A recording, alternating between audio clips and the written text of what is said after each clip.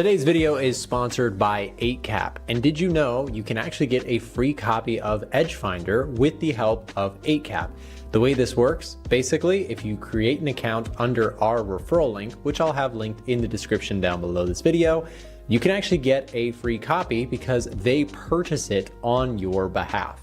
Now, how this works is basically if you follow the link that you'll see on the screen right now, basically scroll down to where you can see all of the different offers that we have, where if you deposit a certain amount of money into a new 8cap account, they will effectively buy our products on your behalf so that they're free to you, you get them free, and you also start trading with 8cap. Please also make sure to do your own due diligence on 8cap to make sure that is a brokerage that meets your own risk criteria.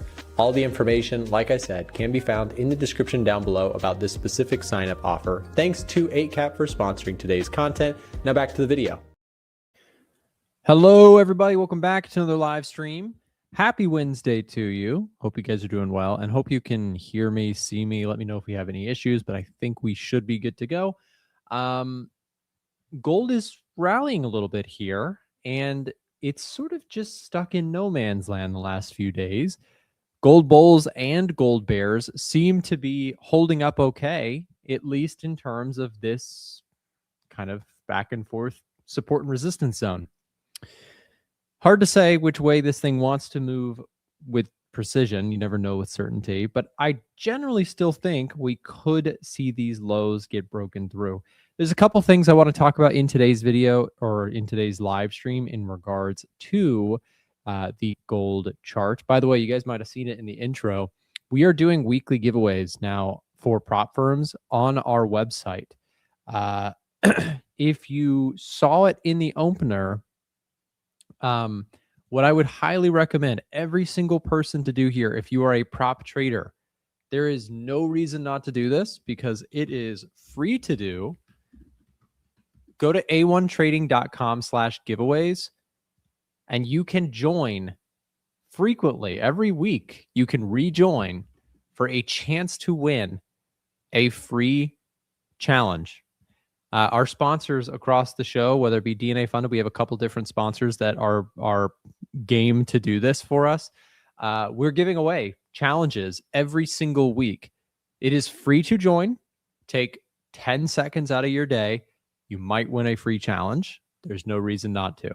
And what I would highly, highly, highly recommend you do is bookmark this page, come back to it every single week, and eventually you might win a free giveaway. So free game we're putting on over here. That's your opportunity. So there you go. Anyways, let's talk gold. Let's talk dollar as well. And a little bit of softness in stocks this morning. So first and foremost on gold, are we showing any updates in terms of where we might be wanting to go? Well, I have to say that this is the first time with gold price in the last few weeks that we haven't seen the sellers immediately take hold and continue the sell-off, right? You know, we did get a bit of a rally and then sellers came back in. We got a bit of a rally. Sellers did come back in, but notice how we have failed to really decisively break through the lows. Now, I would say that that does not automatically give us the fair assumption that now we go higher from here, because we could sit in consolidation for a while before ultimately breaking lower or breaking higher. But I still am in the camp of thinking that the path of least resistance is for price to continue to move lower. It doesn't mean I know we're going lower. It means that I think we probably will, but I could be wrong.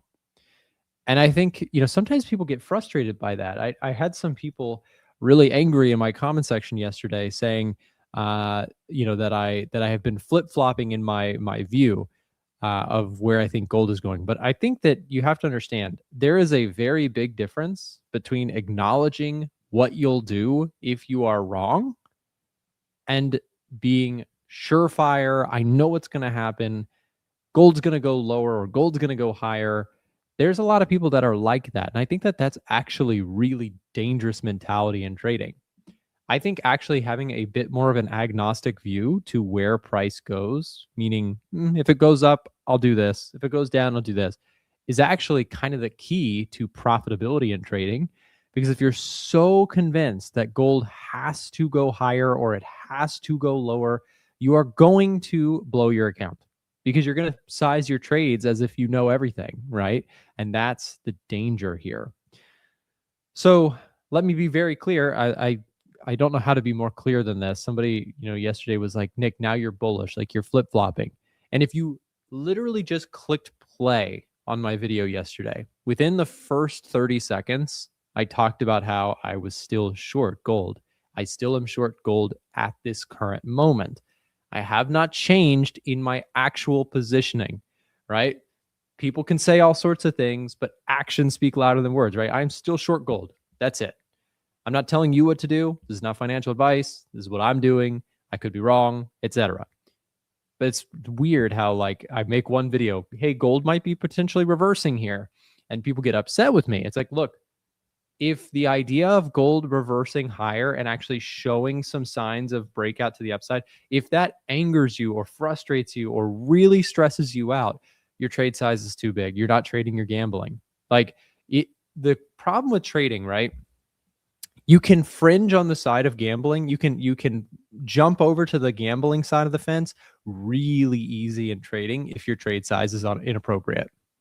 If your trade size is small and you have a back-tested strategy that you're sticking to, it's a lot less likely to just be a gambling session. And I say that like a unprofitable, blow up your money really quickly gambling session. To some extent, there's always gambling to the extent that we don't know what's going to happen with markets, right? That's kind of what a gamble is uncertainty. But the casino gambles with the edge in their favor, right? Technically, a casino, when playing blackjack or roulette or whatever, is gambling as well, but they're doing so with an edge. If you are playing the game inappropriately with big trade size, it doesn't even matter if you have a profitable system because one bad string of losses causes you to blow everything up. Okay? Flip-flopping is the essence of good trading. You kind of get it. You get it. That is exactly right. Like, look, if gold rips higher here, I'll tell you right now what's going to happen. I'm going to stop out of my trade. I'm going to point out that gold shows some strength here. I'm going to respect what's happening in price action. And a bunch of people will comment, Nick, you're just flip-flopping. You're not convicted in your trades. You're changing your strategy, etc. Like, as a content creator in the trading space, that's what happens. I'm telling you, that logic is flawed. What's actually the right thing to do is to acknowledge reality, to adapt to market conditions, and to move forward with it. So I am still, as we speak, positioned short. I think gold potentially goes lower. But I'm open-minded to whatever happens. If you are not open-minded to whatever happens, you are going to blow your account over and over and over. That's it. Right? I am adamantly not, I'm a trend follower. When you trend follow, when you truly follow trends, you don't have the ego of saying, this is going to happen. I know it's going to happen. That's like predictive, trading. And then I just don't do that. I react to what is happening. I think gold moves lower. I don't know it. Right? So with that said, if gold gets a rally going here, where do I cut the trade? Well, I've marked up this level here, which actually I was able to get away without getting stopped out on this. But to the bulls' credit, we made all the way down. We made fresh lows in gold, but then reversed again. One minor level for the 1 hour chart viewers out there, watch this 40-60 level. That's where we topped out yesterday. Was that yesterday or overnight? Yeah, yesterday morning, right? So yesterday gold topped out around $4,060 an ounce, came back down, got close to those lows, and now we've got the bounce happening this morning. Okay, so from an intraday perspective, if you're more of an hourly chart trader, here's that 40-60 level. Technically, what would be very bearish for gold would be putting in some sort of lower high here. Like if this rolls over here and does not pass this area, then that's very strong for the bears. So, however, if we are able to come up to this area, I'm not necessarily throwing in the towel on bearishness, right? What I'd be looking for is reaction from this area. I want to see sellers step in. And if they don't take profits, I'm out of the trade, right? That's it. Take a look at the weekly chart. Yeah, I'll look at the higher time frames in just a moment here. My trade is predominantly built off of the 4-hour chart, so I'm kind of focused on that right now. But let me give you the better scenario. Let's talk about the fun side of things. Of course, we've acknowledged what could go wrong. Let's talk about what could go right if you're a bear. If we get this kind of move, stops are getting locked further into profit. So this is the ideal scenario for me, obviously, is if we can break through these lows, stops are going to come down further. Ideally, if we can get down to like 39.20 on gold price, what I will be then doing is trailing my stop loss. By the way, guys, I don't know if you've noticed, my channel has become a gold focused channel. For better or for worse, look, I'm a human being. We put in a lot of work on these videos. I've traded gold. It's the #1 thing I've traded for a long time, but I've made my videos very all-inclusive for a long time. The views on my channel recently have exploded, and it's because I've focused more on gold. So for my gold fanatics out there, if you are liking the content, if you want more gold-focused, obsessed channel focus on gold, do me a favor, hit the thumbs up button, subscribe, turn post notifications on, comment, etc. Let me know that I should continue taking the channel in that direction. I will still focus on Nasdaq and currency pairs, etc. But the channel is like screaming that it wants more gold focus. So that's what we're going to do. I say I'm human because, look, we put in hours of work on this stuff every single day to make these videos. Like, I know these videos, they pop up on your feed. Oh, that's great. For us, it's like all day work. So from our side, it's like, if the channel's getting way more exposure because we're focusing on what people are interested in, then we're going to do that. Because again, a lot of time and effort goes into this content. So, I mean, I'm a gold trader. This is the #1 thing I trade, so I don't mind doing it. I've always just tried to be very like open in terms of what all the things we cover on the channel. I am going to continue to cover those other things, but the focus, I think, is going to continue to shift in direction of gold. So if you are a fan of gold, then stick around. Of course, the other favorite thing I trade is Nasdaq. So I'll also be talking about the Nasdaq.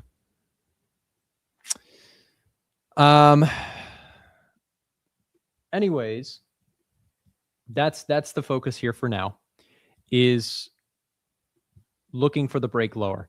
If we break higher, out of the trade, move on. That's it. Let's also take a closer look at, look at this. Stocks, speaking of Nasdaq, stocks are showing a little bit of weakness here.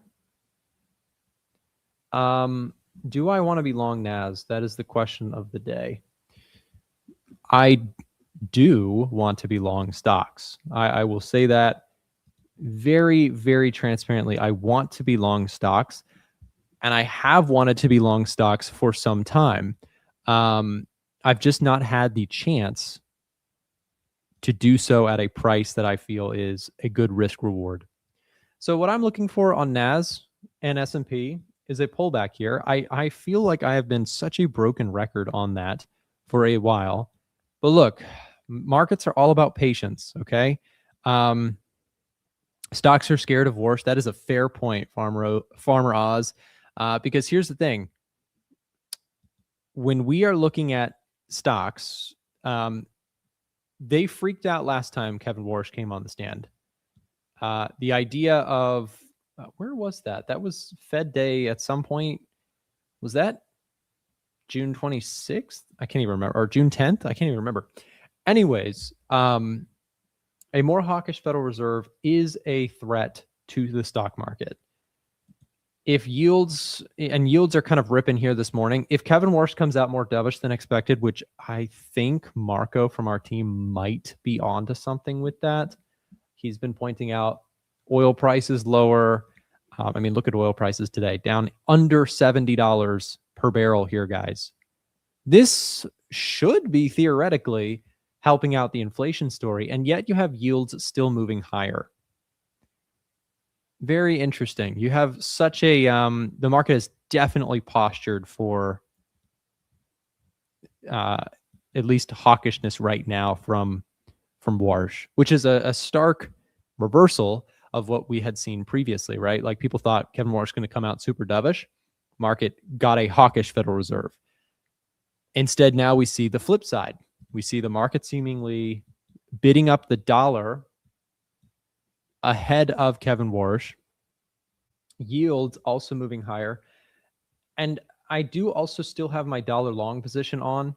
I wanted to get into euro dollar. Look at this, euro dollar leaving the station here with me, without me, I should say. Was looking for this move here. So I am still looking for that idea. Pound dollar, still looking for 1.3325. Dollar yen is a absolute train right now. Choo-choo to the upside right now on dollar yen. Congrats to any bulls out there, because this thing is just, I'm kind of kicking myself on this one because I felt like dollar yen was so, this is hindsight 101. This language should not be taken seriously. I felt like it was so obvious dollar yen was going to do this. Okay. Because everybody was so convinced 160 is going to hold. Ministry of Finance is going to support the yen at these levels.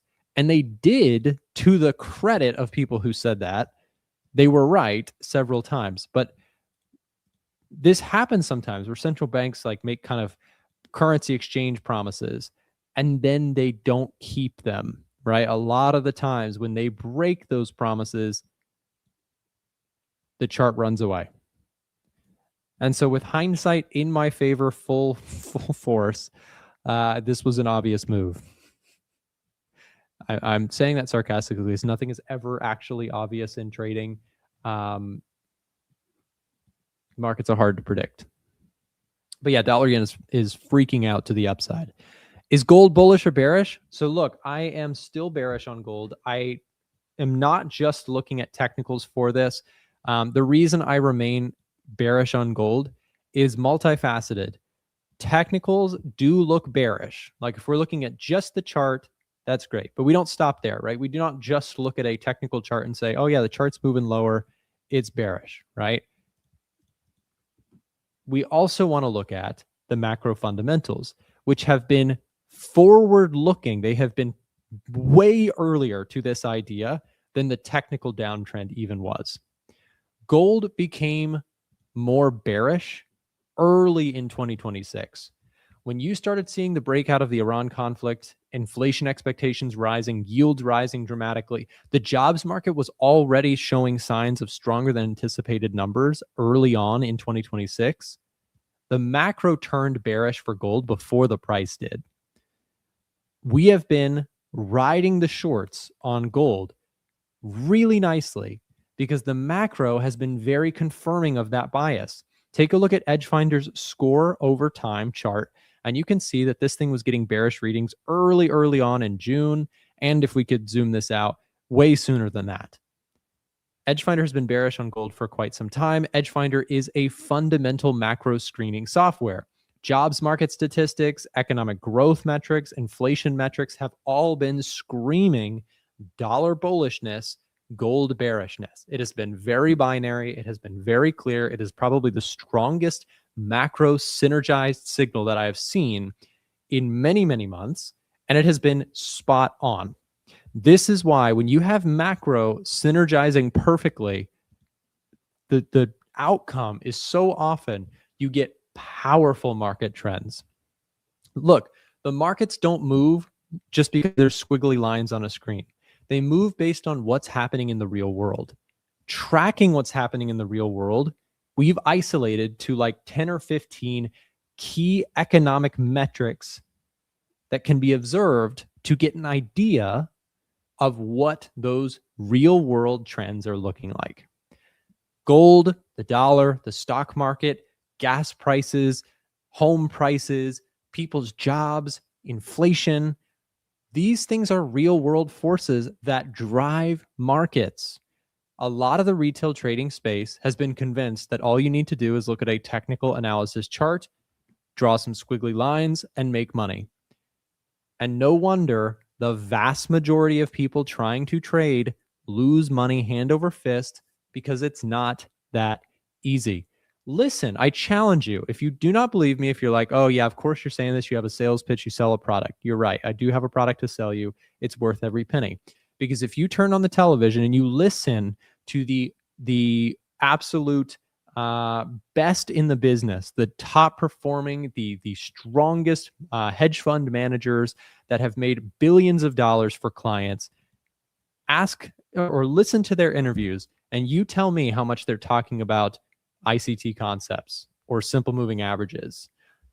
While they may use some level of technical analysis, what you are more likely to hear those people talk about is the Federal Reserve, the business cycle, secular trends like AI or energy cycles, etc., business cycles, and of course, the economy. They're looking at the real world to judge macro fundamentally what might be coming down the pipeline. Smart money tracks the real world and builds biases around it. They look with their eyes around what's going on in the world, and they make their predictions and ideas built around that.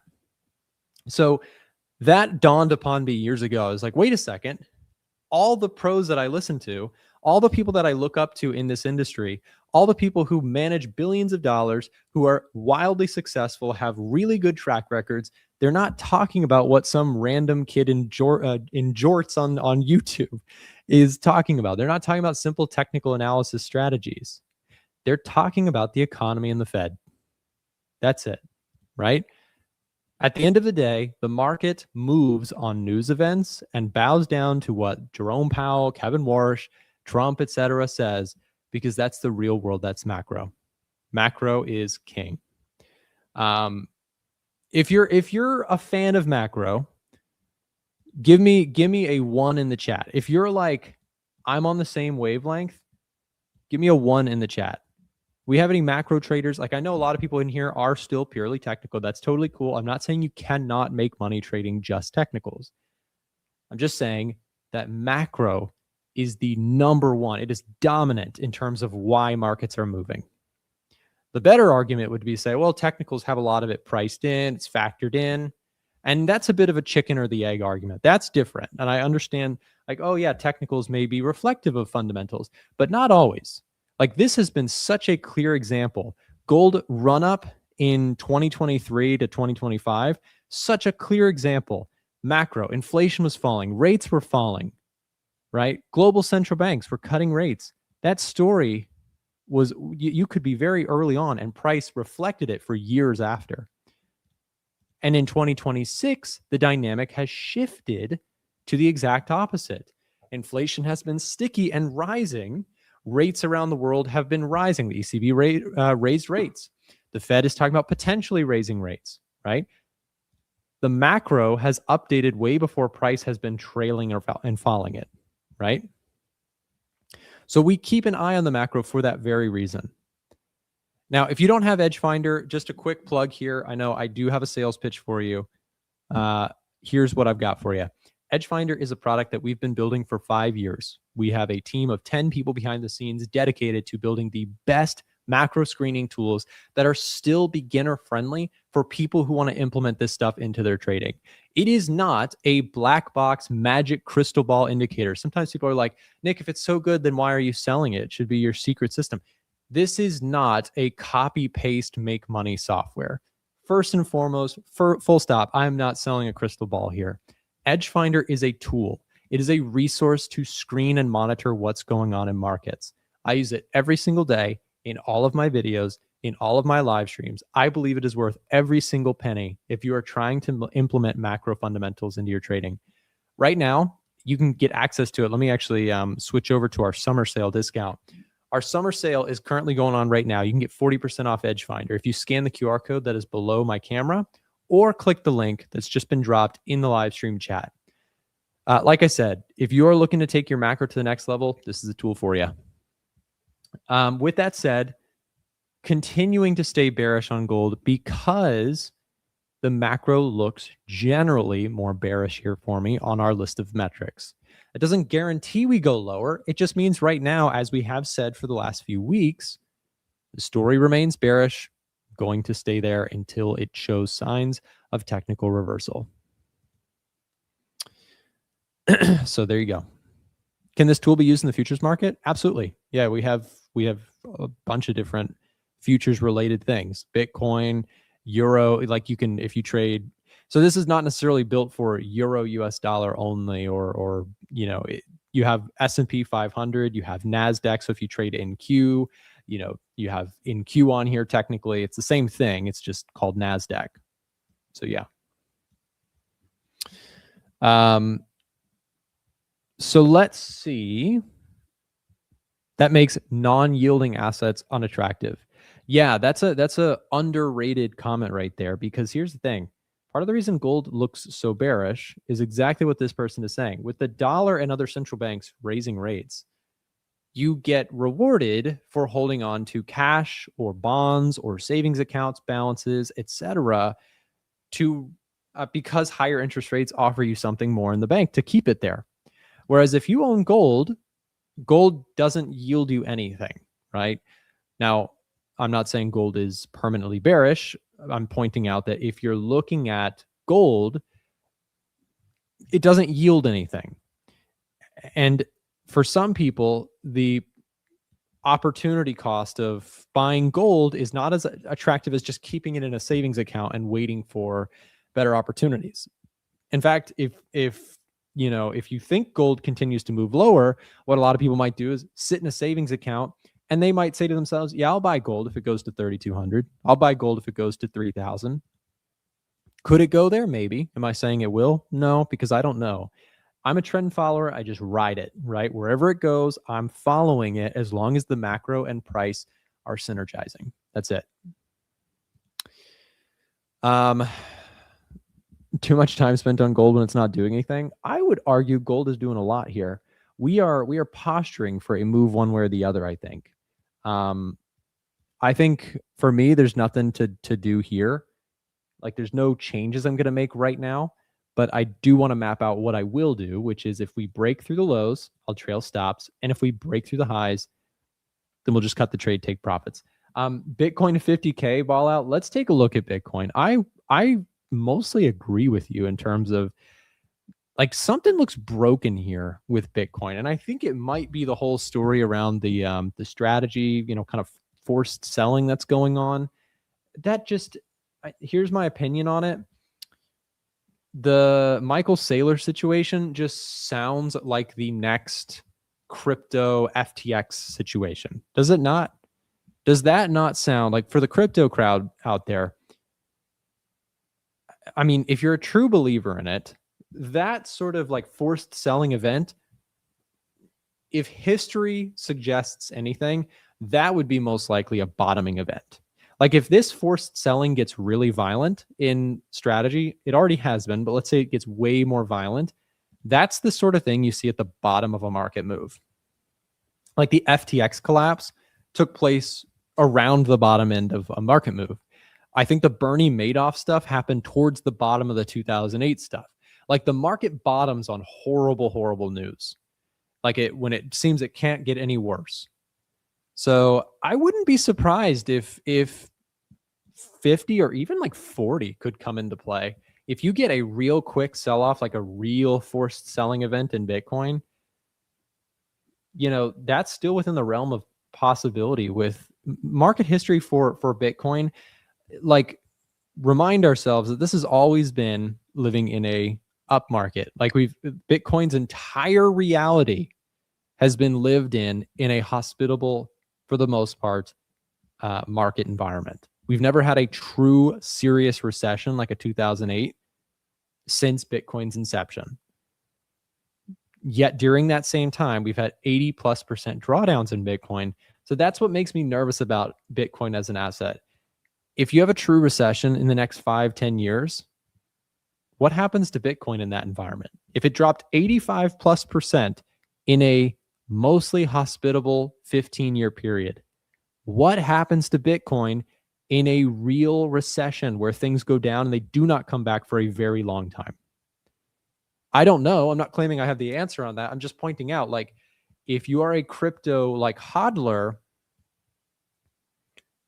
That's a serious thing. That's the thing that holds me back from holding crypto passively. I don't know the answer to that. And I don't think anyone knows the answer to that with certainty, right? Bitcoin goes to zero. Like genuinely, it could. Like genuinely, Bitcoin could go to zero in a true economic collapse or recession. I'm not saying I think a recession's around the corner. In fact, I think there's not a recession that I see coming right now. Economic metrics are generally pretty strong out there.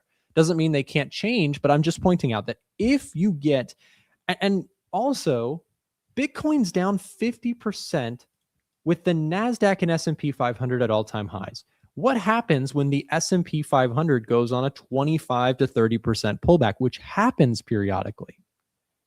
Like, that's my concern. That is where I just can't rationally put a significant amount of my own money into crypto with that ringing in the back of my head. I'm not telling anyone else what to do with their own account.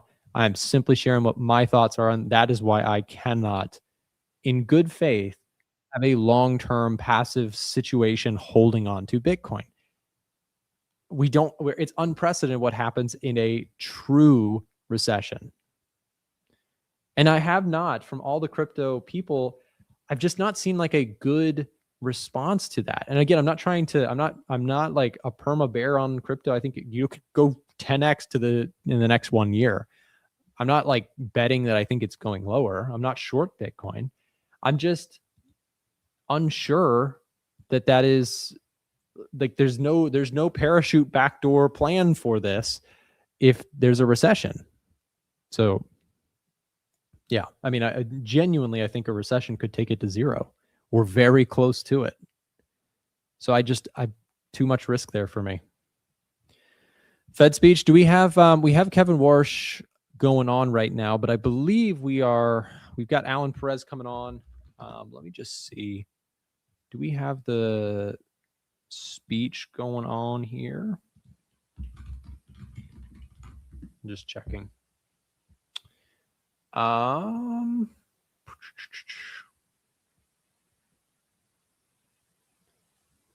don't see the stream anywhere. Maybe I'm not seeing it. I think Alan might have it pulled up. Alan, totally up to you if you'd like to just listen into the stream, make some commentary, etc. However you'd like to handle it. I'm going to pass the show over to Alan. He can take it from here. Before we do that, just a reminder, 40% off discount going on for the Edge Finder right now. And with that said, someone said not started just yet. Okay. Yep. So we'll keep an eye on it and cover it once it is what is going on. We got 900 people here watching the stream this morning. Thank you for being here, guys. Between all the different platforms we're streaming on, good to have you here. Just doing a last second check to see if anything is moving. So far, nothing too big. There is a speech happening, but I believe Kevin Warsh is not yet on the stand. So we'll keep an eye on it. Anyways, up next, real quick break, and then we've got Alan Perez taking over the stream to keep an eye on what is going on with Kevin Warsh. Don't go anywhere. We will have it up in just a moment.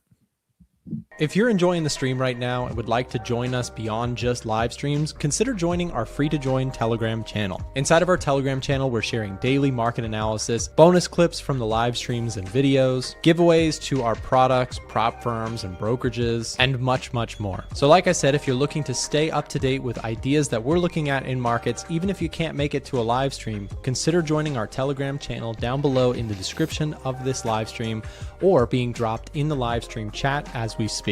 Just click that link, it'll navigate you over to Telegram, click join, and you can come back to the stream. It's totally free to join, and if it's easier for you, you can also just use the QR code that you see on the screen right now. Now back to the live stream. Good morning, good evening, everyone. Hope you guys are having a great day here. We got a couple viewers here today, which is awesome. Waiting for that Fed Warsh speak. Beren says, comment, good day or good morning. I think the good morning times are behind us. Or good afternoon. I think we're going to go back to good day here. So let's go ahead and see. I have the meeting pulled up here. We have Lagarde speaking here. Fed Warsh should be speaking. So I'll keep an eye on this here. But for now, Fed Warsh is not on the podium or not talking. However, the second that he does, I will make sure to put that onto the screen here and we can watch it together. I'm curious to see if he's going to give some some guidance here on monetary policy, because he did say that he is not going to give any forward guidance, or not much of it, honestly. So we'll go ahead and see if he commits to that. I'm sure the people are going to ask him questions regardless, and try to get something out of him, but we'll watch it together here. I have it on my third monitor here, so if I see him, I will definitely let you guys know, and put it on here. In fact, you know what? I think I saw him sitting down. So let's go ahead and see here. Can you guys hear the screen? Let me know.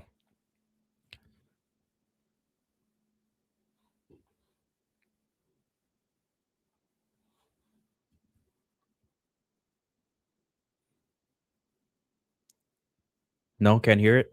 Uh-oh.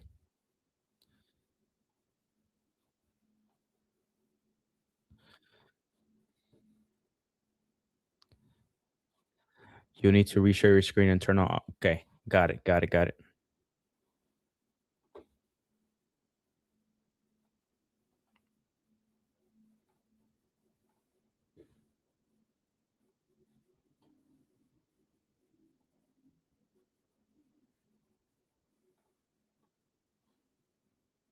Guidance.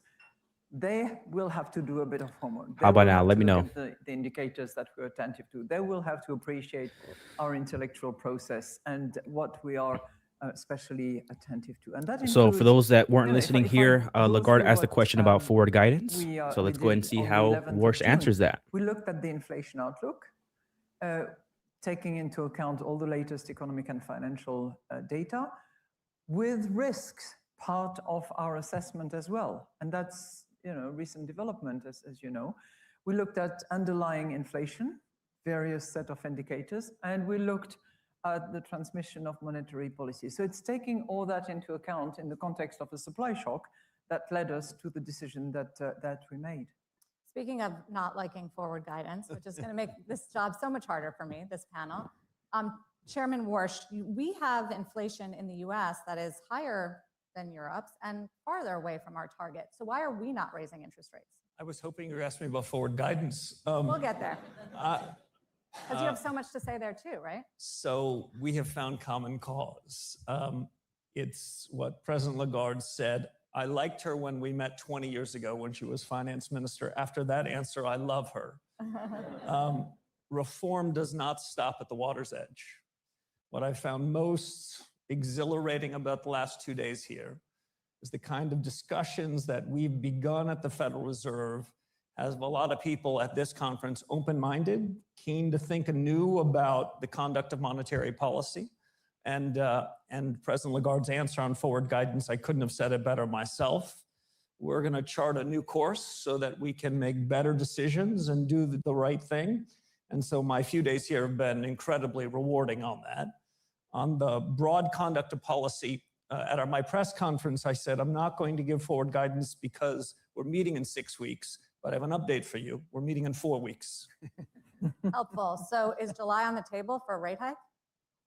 So Sarah is trying to get me to break this rule. She's going to fail. There's a lot of data that we received in that meeting. I see many of my FOMC colleagues here in Sintra. I take their views very seriously. I want us to have a good family fight when we meet in 4 weeks. There's a lot of late-breaking news on a series of these things. When we get into that room and shut the door, we're going to have a good debate. But I don't have much more for you than that. Okay, we'll get back to that. I have more questions for you. Governor Bailey, you did not raise interest rates, even though your inflation is above target, but there are members of your committee that want to raise interest rates. So why are you holding back? So, I mean, like Kevin and Christine, you know, we all spend a great deal of time looking at the substance of the evidence. And I think an important piece of the substance of the evidence for us is that we've got a softening economy. So we're seeing a softening labor market. We're seeing some softening of activity. Yeah, we think we've got a bit of an output gap opening up. And we had that before the hostility broke out in the Gulf. So that's the contextual setting. I mean, because we're very focused on the risks of pass-through of the energy prices to the indirect effects and things like food prices and the second round effects. And we don't obviously want it to become embedded. It is very frustrating. I was very much of the view that we were going to have inflation back at the 2.0 target, in the late spring. Everything I've seen actually since tends to confirm me in that previous view. It's obviously not there because of the effects in the Gulf. But the decision not to raise rates for me was based on, reading, the evidence of a softening economy. And then a second thing, and this is probably where we're in a little bit of a different position from the ECB to start with, because it's the sort of the adage, where you get to depends on where you start. There was an expectation that we would cut rates this year. That's not unreasonable in the context of the softening economy. Yeah, that was off the table in March, and it's off the table at the moment. So, that was the context for me that I think we had some time, because by taking that sort of, in a sense, that loosening off the table, the mortgage rate went up 1%. So you can argue that we've actually tightened policy in the period since the conflict broke out. But like, Kevin and Christine, we review it every meeting. So we've got a meeting coming up at the end of July, and we will be looking at all the evidence again then. So we return to it.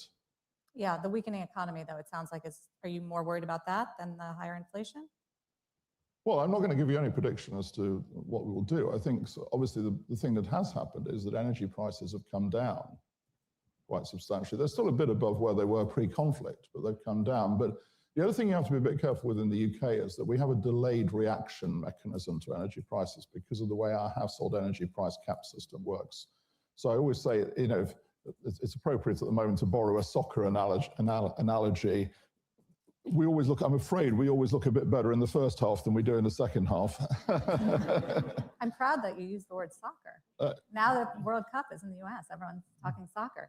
Governor Macklem, your inflation rate for May was 3.2%. It was above your range for the first time in a long time, but you have not really spoken about raising interest rates. Are you comfortable where you are? Well, we left our policy rate unchanged last time, so yes, I guess we're comfortable where we are. Look, on the going forward without forward guidance. No forward guidance. What's interesting is we're all facing pretty similar shocks, but we all start from slightly different places, and we have different proximities or different exposures to these shocks. And the benefit of our frameworks with flexible exchange rates is we can direct policy for what we need in our country. So yeah, you're going to see some differences. In Canada, like the UK, the economy's soft. Economy's growing, but it's been weak. There's excess supply. The labor market, there's some slack in the labor market. But yes, inflation is clearly above the target, 3.2% in May. That's a dilemma for monetary policy. If we raise rates to pull inflation down, it's going to weaken the economy further. And if inflation comes down quickly, we're going to regret that we did that. On the other hand, if we cut rates, support growth, there's a risk that the rise of inflation becomes more persistent. So, when we looked at it, we're sort of we think, our range for neutral is 225 to 325 or 225. So we're kind of at the bottom end of our neutral range, providing a little bit of support, but we think it's about the right level to keep inflation contained. The other thing I would say, though, is, and this gets a bit back to your forward guidance question, we got to be humble. There's a lot of uncertainty out there. Those risks could shift quickly. And the other part of our message is, if the situation changes, we're prepared to take action. Do you think, Chairman Warsh, that the inflationary spark that everyone's seeing and feeling is a temporary phenomenon as a result of the rise of energy prices, which have already started reversing pretty sharply? Does temporary sound like transitory? Is that what you were trying to sneak Yes. into? Is it transitory? So I'll build on what Governor Macklem just said. By the way, the four of us all served together in the global financial crisis in different roles. So I would say for us to be back on this stage in this circumstance is great. And they've been incredibly warm to me. President Lagarde has sort of welcomed and encouraged these sorts of new ideas that we've talked about at the Federal Reserve on these series of task forces. And Sarah, my hope is that the results of these can be a public good. If we make progress in thinking about the effect of productivity, the effect of data, new inflation frameworks, this is something we can all borrow and use from. The other thing I'll add is that monetary policy spills over from one of our economies to the other, and it spills back. I think the way Governor Macklin said it right, which is we're all being hit by a series of shocks. In the US, the AI shock is leading to a boom in capital expenditures. We see that first and foremost in demand, but I'm confident we're going to see it in supply at some point. So we're spending most of our time trying to monitor those developments. Is it inflationary? Well, in the near term, we can observe it on the demand side, but it's up to the central bank to decide whether it's inflationary. That's why I'm asking. Whether, in fact, it finds its way into a broader set of goods. I don't have any news for you on that, but I would certainly rather be in a position where we have two things, where we recommit, the way I know my colleagues have, to deliver price stability. And the other piece that I'll take note of, which shows some difference, I think, among our nations, is the AI boom is showing itself first and very prominently in the United States. I'd certainly rather have this problem where we have massive capital expenditures instead of thinking years back where we had financial engineering, where we had companies that weren't able to deliver profits, so they would do shareholder buybacks. Well, right now they're investing in the future because their expectation is the supply side of the economy will expand. And if it does, that has huge implications for monetary policy. But again, I'm not going to make a judgment now. We'll meet again in 4 weeks. But this is as exciting a time and also as a consequential a time to be a central banker that I can think of at any point, maybe outside of a crisis in my adult lifetime. President Lagarde, how do you, Can I pick up on a point that my friend Kevin made? It's the speed at which things change, and that is clearly accelerated by AI. And I think in that context, we have to be open to new measurements, new ways of thinking, new tools that help us and assist in making the right decisions. So I think in that context, the use of scenarios, for instance, that we have now really nailed down with milder, severe, and adverse scenario to make sure that our decisions, are solid and robust across scenarios. The fact that we're incorporating risk into our assessment of inflation. And I think risks, by the way, that we have to the upside on inflation and to the downside of growth are probably more broadly balanced than they were a few weeks ago as a result of what we're seeing, which happens at speed. If you look at how fast the price of oil, spot price granted, has moved down, $72 a barrel now, when it was 120 back in March.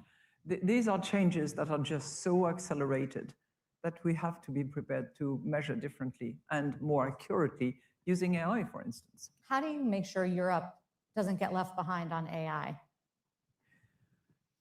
I know it's not necessarily the job of the central banker. It's not the central bank governor's question in a but way. I know you probably have thoughts on I'll tell you something. One, I think that we have to consider that as a transformational technology breakthrough and diffusion and material technology. It needs to be analyzed from our perspective, both in terms of how much capex is going in that particular domain, what impact it will have, how fast will it develop, how will it diffuse, how will we reorganize the way in which we conduct work, including at our central banks, by the way, to really appreciate what impact it will have on productivity. But if it delivers the productivity expectation that we have, then it is going to be a radical change going forward. And we need to, of course, from our perspective as central bankers, we need to measure the disinflationary, inflationary impact it will have over the course of time. And it might be disinflationary first and inflationary second, or probably more so the other way around. But it all needs to take into account. Now, I take your point about Europe lagging behind in terms of investment and the frontier companies that are leading the game at the moment. But I think that we are all sort of hostage to each other, if I may say, because we need those frontier companies, but they need the market. When you represent 25% of the revenues of many of those hyperscalers, we need each other. We are in this game together. At which end of the spectrum, at which set of the supply chain to be determined, and there will be healthy competition, I'm sure. But we depend on each other. We can't dispense of them, and they can't dispense of the revenue source that we constitute. So we're in this together. That's my personal view. Governor Macklem, how's it impacting Canada? Do you get the tailwind from the boom in the US, or are you still dealing with too big of a headwinds from trade, for instance? Well, look, trade does continue to be a headwind. I mentioned the economy is soft. You certainly see the impact of US tariffs on our exports. I think, coming back to investment, I think we get both some tailwind, but we also get a lot of competitive pressure from the US. The US is investing in a very big way. And our economies are very integrated. We have a very integrated business model in North America. That's why trade uncertainty is impacting Canada. It also means, though, Canadian firms are going to have to be competitive. I mean, what you see on AI, it's very interesting talking to companies. So, you survey companies, you ask them, are you using AI? Yeah, like almost everybody's using AI. But then you say, okay, have you, materially changed a whole production process and, made it, embedded AI? That's a much smaller number. That's something like 10, 15%, depending. So it does show that there's a lot of potential there.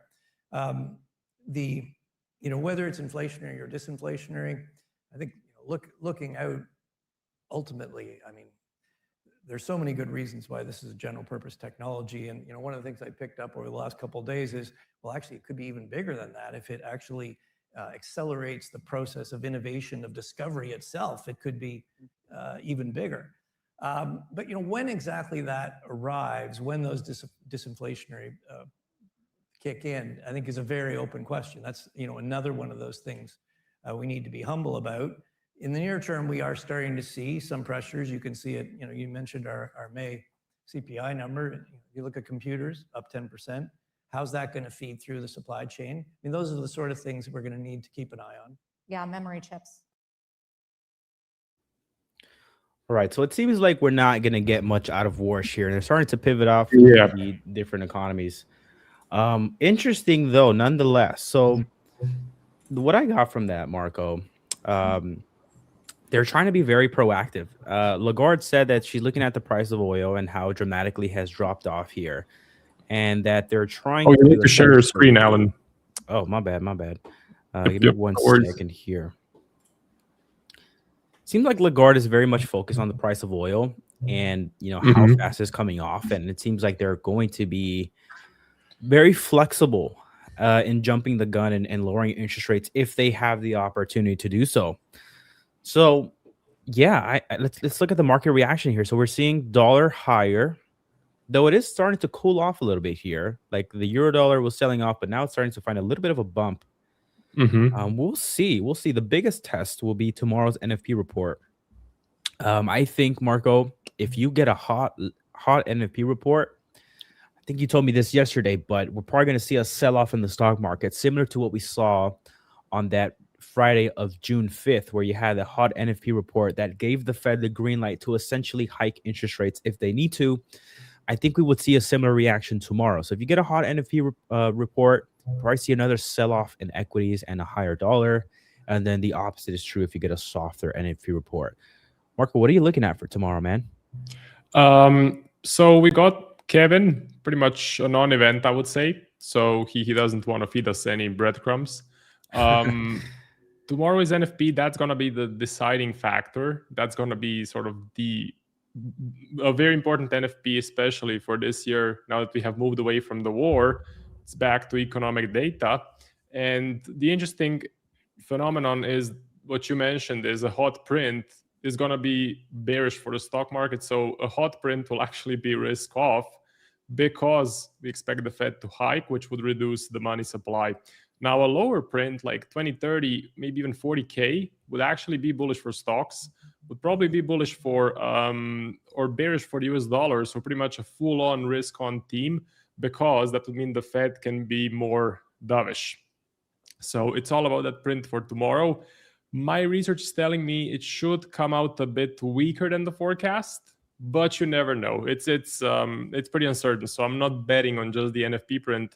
I'm holding my dollar shorts still, but looking to absolutely reduce my exposure to my short on USD JPY because it's right near the stop loss. And if the NFP goes wild, I could get gapped up, which is not the ideal position. So looking to reduce some of that exposure. But still, I'm running a GU buy position. I'm still running some individual stocks. So I'm full on positioned risk on, I would say. What about you? Yeah, so I think that there's, in the event that you do get a softer number, definitely some softer US dollar. And so I'm kind of positioned dollar short as far as dollar Swiss goes. I'm going to be shorting dollar Swiss here. The first target that I have is going to be 0.8. And at this point here, that would translate into DXY probably hitting this level of support here, this retracement level where you have the 38.2, the 50, or the 61.8. And then at that point, you have an opportunity where the bulls, if the trend is still to the upside, have a chance to reclaim it there. So I'm essentially betting on a short-term pullback here by trading dollar Swiss to the downside, and then I will reevaluate and see what happens at this level. If we get a complete flush of this level and the overall dollar long trade starts to unwind, then I can, move my take profit even lower and just continue riding that wave. But if you get buyer step in here and the trend continues to go to the upside, well, I just take profits around here. And then I could, at that point, if I want to repivot into dollar longs or be patient, it's up to me at that point. Let's go ahead and talk about gold as well, because that's something that a lot of people here in the chat want to go ahead and look at. So I'm going to give you my thought process on gold, and I'll give you Marco, and then I'll allow Marco to go ahead and give you his thought process here. But for those that are newer to the stream here, I see that we have some new viewers here. Let's talk about gold. Let's talk about gold and the reason why it's falling off a cliff here. So gold has been in a consistent downtrend ever since the war started. And for the people that don't know, it has a lot to do and everything to do, I would say, with inflation and the US dollar. So higher inflation means higher dollar, and a higher dollar is better for gold, right? The cost of holding gold becomes more expensive, all that good stuff. If you are able to catch a better yield by just being invested into the US dollar rather than holding a non-yielding asset like gold, money is going to flow into that US dollar and get out of gold.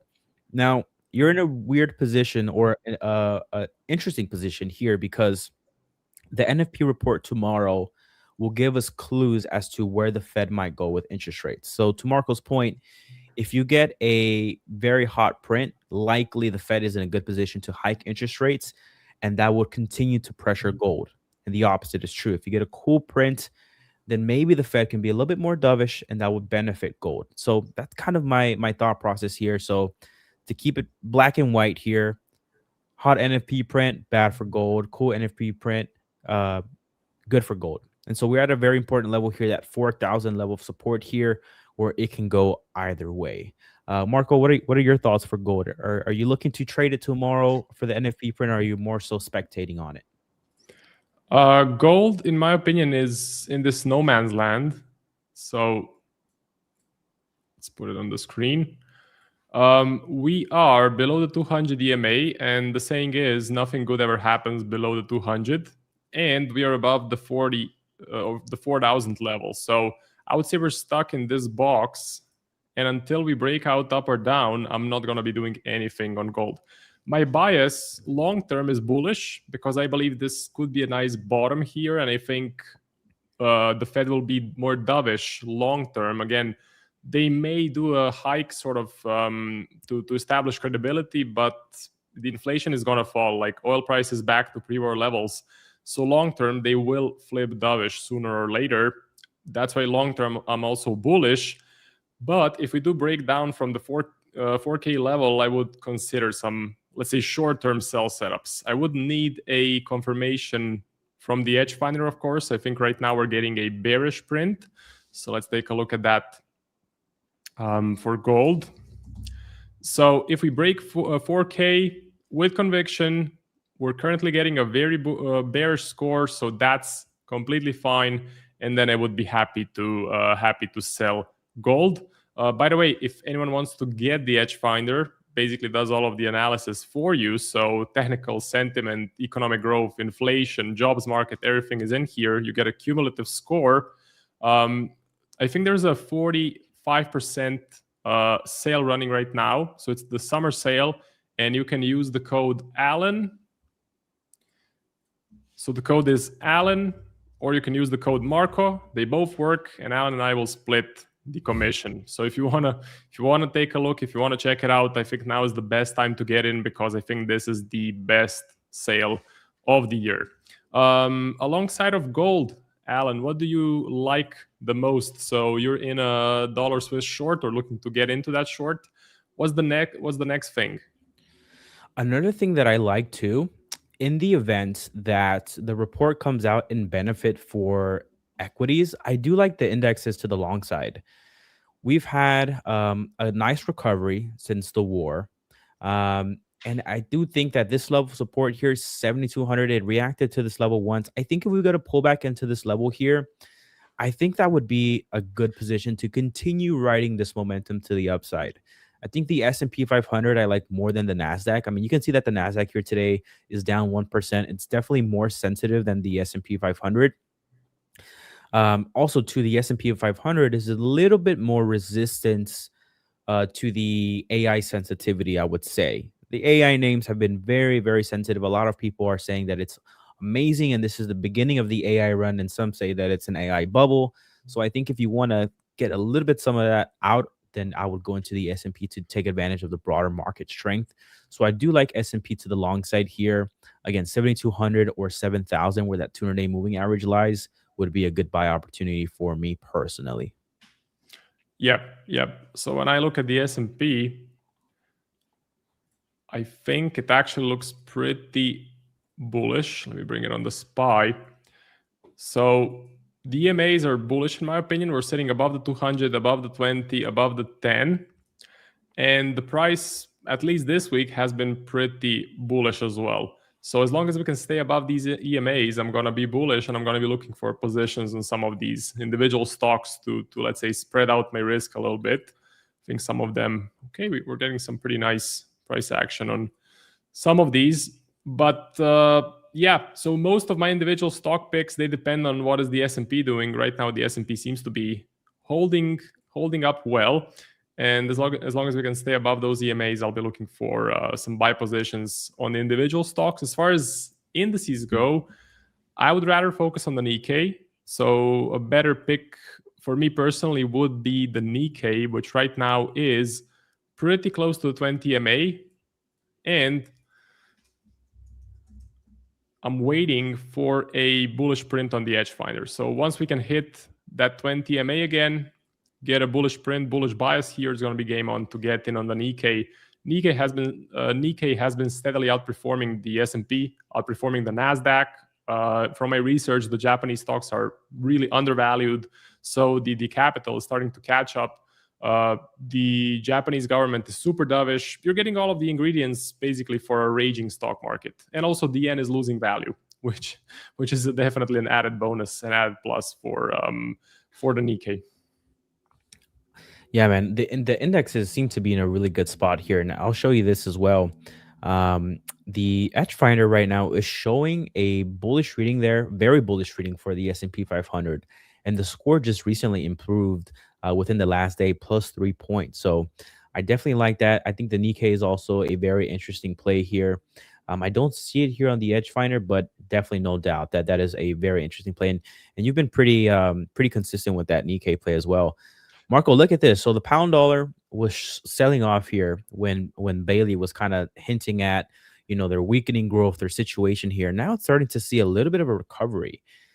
Me personally, I do think that there's a potential that if you do get that missed NFP report, I mean, look at this. It's kind of bottoming it out here at this level of support. We also did have, what was it, ADP this morning that missed expectations as well. Yeah, ADP missed. It was supposed to be 120K and came out at 98K. So maybe we're starting to see that, and maybe we're seeing some positioning going against the US dollar momentarily. So we'll go ahead and see with that. So congratulations, Marco. It seems like the trade's coming back to how you want it to go. Any other? But you did mention you're trying to reduce exposure, right? On UJ. So all of the gains that I have on GU are erased from UJ. So, so that's the catch. But that's the catch. Well, flat is good. I would say flat is good. So it is. Absolutely. In trading, I'll take that all day long. Me too. But Marco, let me go ahead and pivot out here so you can do your portion of the segment, and then we have Forex James here coming to take over as well. Thank you, man, so much for the conversation. I know it was brief today. We were watching what was going on, what was being said with Warsh and the team. I had over fun there, in the comments, so it was fine. Yeah, I had some fun too reading it, so it was great. We're going to Dubai, I heard, so you keep me updated, man, and I'll go ahead and join you guys. But thank you, Marco.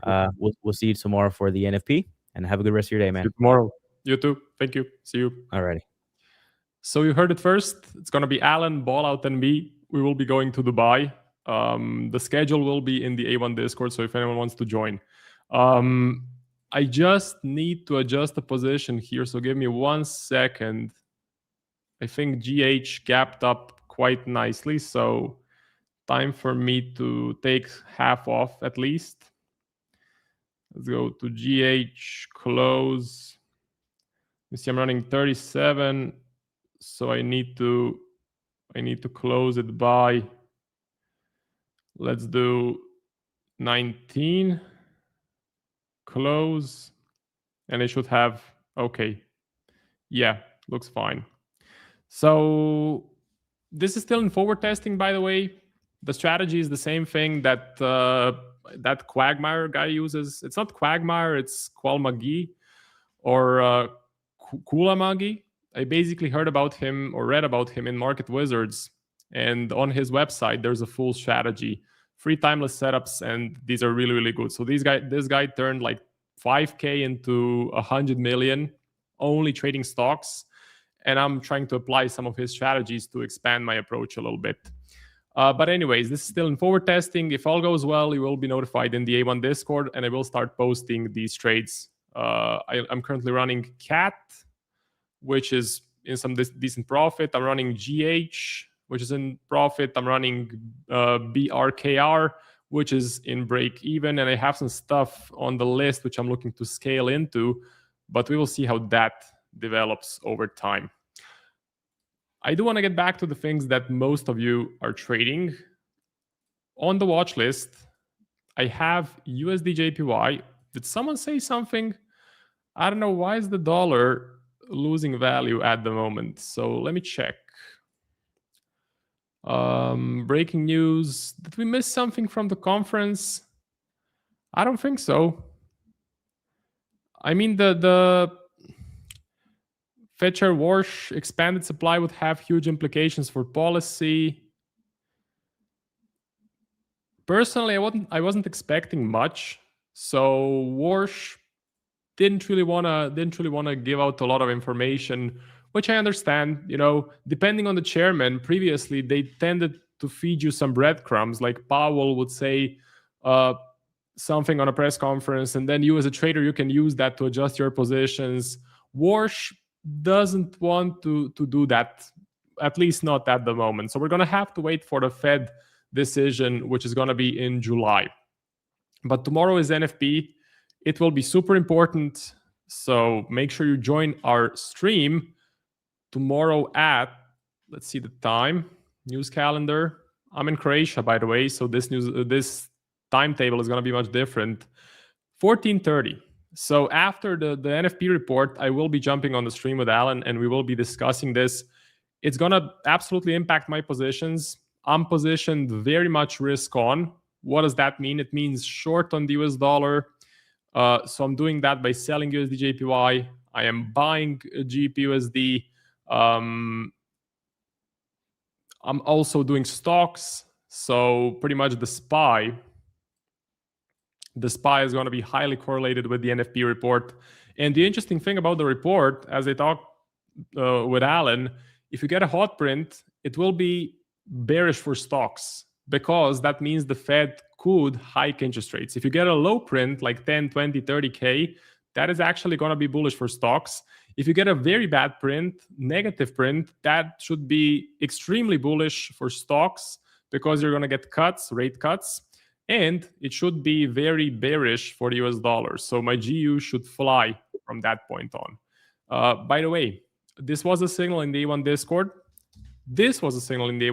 I know this one is losing at the moment, but On GU, I had 2 winners before this one. So I had plus 1.4, plus 1.6, and now we're running, I think, plus 1% on this one. So overall, doing really well. If you do want to join the A1 Discord, the link is in the description of the stream, and you can use the code Marco to get 25% off.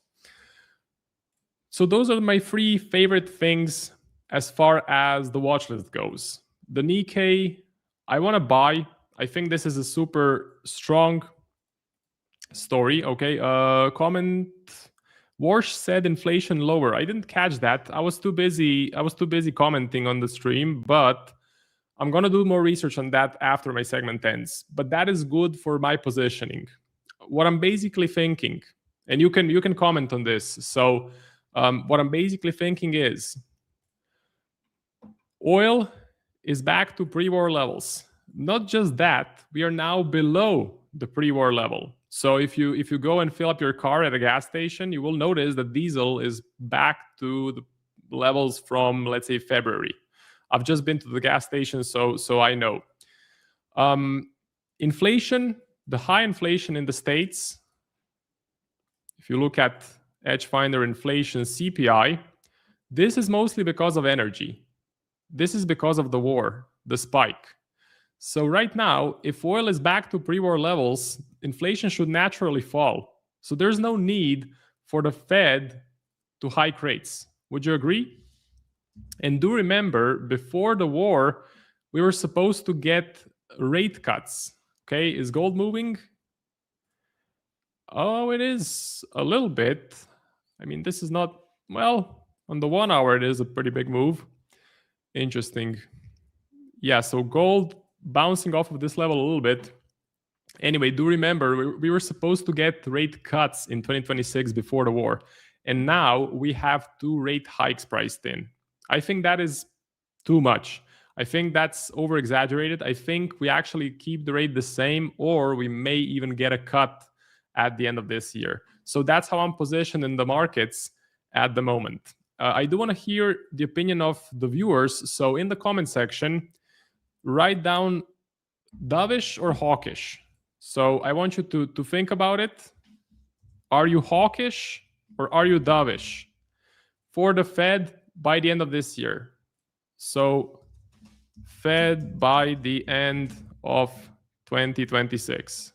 So let's get a read on that.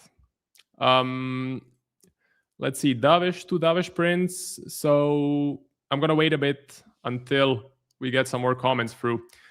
Dovish, DXY hammering nicely. Well, that's definitely good.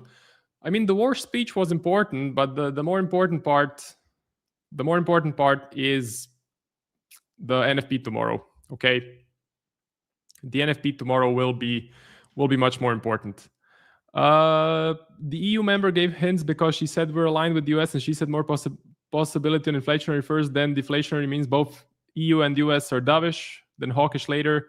100% dovish. There was a hint from Warsh. Dovish. Okay. Well, that is good. That is in line with what I'm thinking. Now I do have 1 more minute, and then we have James coming on. I want to mention, if you're looking to get funded, do check out Ola Prime. So Ola Prime is 35% off with the code A1 Live. So Ola Prime, really good new prop firm. They have amazing Trustpilot reviews. They don't have a consistency rule, so if you're a swing trader, this is for you. And with the code A1 Live, you get 35% off, which I think gives you the best price, much, much better than, let's say, FTMO. So do check that out. You can catch me tomorrow. I'll be streaming at, let's see the schedule. Live stream schedule. Definitely do tune in tomorrow. It will be very, very important what happens tomorrow.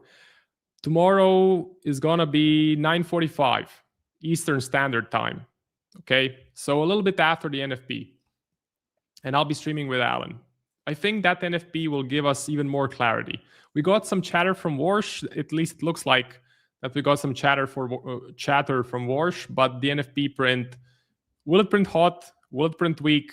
Personally, I'm forecasting a weak print. That's how I'm positioned. So if that happens, I will be, my positions will be doing well. I want to wish you a great rest of the day.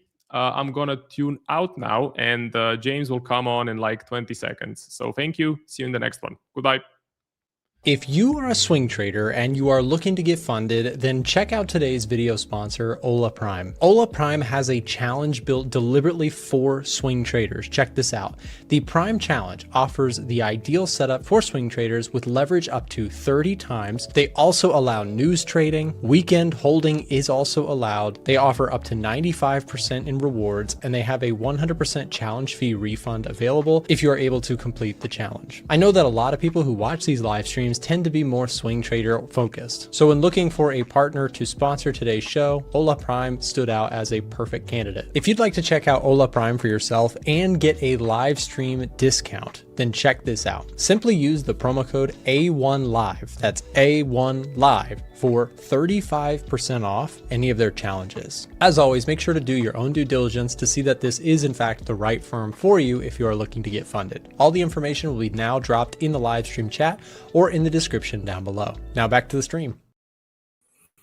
Hello. Happy Wednesday, ladies and gentlemen. Hope everyone is well.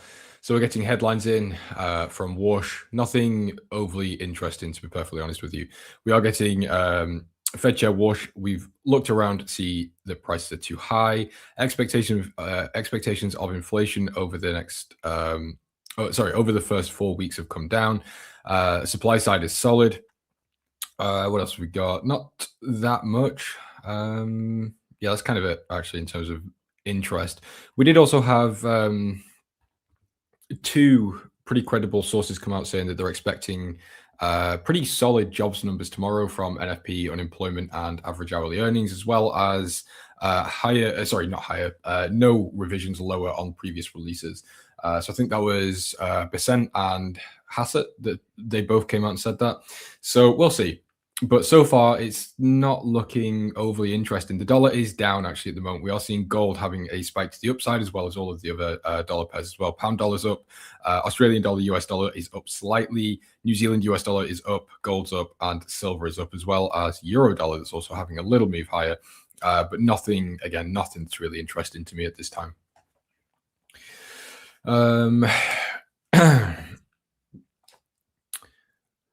Dollar sell-off this week? Yeah, maybe. We'll see. I'm not really too interested. I don't think the dollar is in a position really to be weak right now. I think Warsh can talk, but I think really we're going to pay attention to the data until the data is very obviously aligned.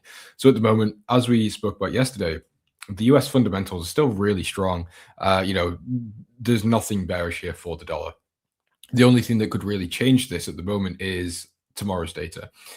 We did actually have data come out today, which I can't remember what it was, but something wasn't great today. I can't remember what it was off the top of my head. But either way, NFP is, again, expected to be pretty good. Unemployment is expected to be fine. Average hourly earnings is expected to be okay. So even if they're not, even if they don't beat forecast, I wouldn't expect those headlines to be a big shock to the downside, if that makes sense. So I'm staying bullish on the dollar is what I'm trying to say, until I've got a reason not to. So my personal bias is bullish. The Edge Finders fundamentals are bullish. The technicals, in my opinion, are still bullish. So yeah, I'm going to use the downside on the dollar really to try and leverage some sort of entry in. So I've got a pending order on euro dollar at 1.15. This has been active for about a week now, and it's obviously just not hit. So sat on the sidelines a bit, but what can you do? Not much. Still in the DAX, so German 40, not really anything going on here. We did have a nice run to the upside yesterday, but since then it's kind of just been range bound. Just kind of a little bit of sideways. Euro Swiss also remains sideways, but this is a pretty decent swap trade, so I'm quite happy to sit in this one. But yeah, nothing going on really in terms of anything interesting. And I was trailed out of Euro Yen. So some of you who were here yesterday will remember that I was long Euro Yen. I think it was around here. So we trailed our stops to around here. We got out for about 0.2%. Really uninteresting. Again, I know I keep saying that, but yeah, there's nothing that I'm excited to show you today. It's just a very boring day-to-day type of situation. What did Warsh say? Hold on. Let me pull it up for you. Bear with me for a second. I'll close the tab. Here we go. So these are some headlines that have come in through Warsh. I'll leave those there for you for a minute. Nick stop loss got hit on gold. Nick had a phenomenal run on gold. I'm sure he's not too upset about that. Yeah, what a beautiful trade he had there. Is ADP? Yeah, no, we had something else, but I think, I don't know. I'm having a little bit of a brain fart. Gold and silver's ripping EU. Yeah, we can have a look at we can have a look at those. So on the Edge Finder, things are still very plain and simple. So we're still looking at buying dollar, and we're still looking at selling dollar pairs. Now, something that we are looking at, or something that I'm looking at here, is this one-day change. So the dollar has actually lost 2 points of its score. So obviously it was 12, it's now down to 10. Euro dollar was actually at 15 1 or 2 days ago. It's now decreased to 13. So we are seeing a little bit of a deterioration within the trade ideas. However, they're still very relevant and prevalent. So again, as I said, I'm not looking to really do anything. I'm quite happy to stay with the pending short order I've got in euro dollar, and that's it. I'm not looking to get overly heavy, especially right ahead of tomorrow's news. And the fact that dollar is giving back some of its gains. So I'm not eager to jump in, but I'm happy to stay with the same bias for now until I've got a solid reason not to, as I said earlier. PMI, that was it. Yes, you are correct on that one. Cheers, James. Close it up. No problem at all. I'm not sure about Nick's trade. I don't follow. I don't follow them. So I know he trails quite tightly. So maybe. Excuse me. Closed the DAX long yesterday and a gold long. Very nice. Trader Gareth. So yeah, I mean, I think Marco caught a really nice position, actually. I'm in the A1 Discord. I saw Marco send the GU buy position, and I was like, the reason's good. I didn't necessarily disagree with it, but I was like, the dollar is, pound dollar is down. It's not, I personally, for the way I trade and things, it doesn't align. However, I've been proven wrong. So well done to Marco if he's still here. That was a really nice trade. So yeah, I'm still happy to go short though. So with pound dollar specifically, I really want to see this level come back into play around 1.332. That would just provide, we've had the break, looking for a retest and a continuation lower. Now, the problem is we're actually very close already. Am I going to be able to get in before tomorrow's news at a still pretty reasonable price? I don't think I am. So I think, and it's annoying, but I think I'm just going to have to sit out. Yeah, it's been quite uneventful over the past week or two. I've had, this really good trade in euro dollar, and that's it. That's really all I've had. I've had a couple of attempts here and there, but nothing really has done anything. Like euro yen, for example, did really well. It was up about 1% yesterday, and then it came all the way back and stopped me out for 0.2. So it's just a bit of a frustrating time for me at the minute. It's not like how do I explain it? It's like annoying in the terms of it's not like a losing period, but it's also not a winning period. It's just I'm just not finding anything. Nothing is doing much. Do you know what I'm saying? So it's just a patience game, which I'm not really a fan of. Anyway, oil is down. Marco, yeah, no problem at all. Props where it's due. So oil is down, almost filling the gap that we had on the announcement of the US and Iran situation, but yeah, not quite there. So regarding the Iran situation, I've seen two headlines come in earlier today. One was about Trump being Trump being briefed on a all-out war plan. However, that wasn't like this is happening. It was just that was a brief he had. And then another headline from someone, again, I can't remember who it was, but someone saying that it's extremely likely that it's not going to continue to escalate. There's some sort of peace deal or some sort of meeting or something that was going to happen. So I wouldn't expect any serious escalations, to be perfectly honest. I'm quite happy to stay with what I've been saying over the past couple of days, which is the market isn't overly interested in Iran at the moment. I think we had a lot of that situation priced in. And it was more a case of, we got headline after headline causing a lot of chop.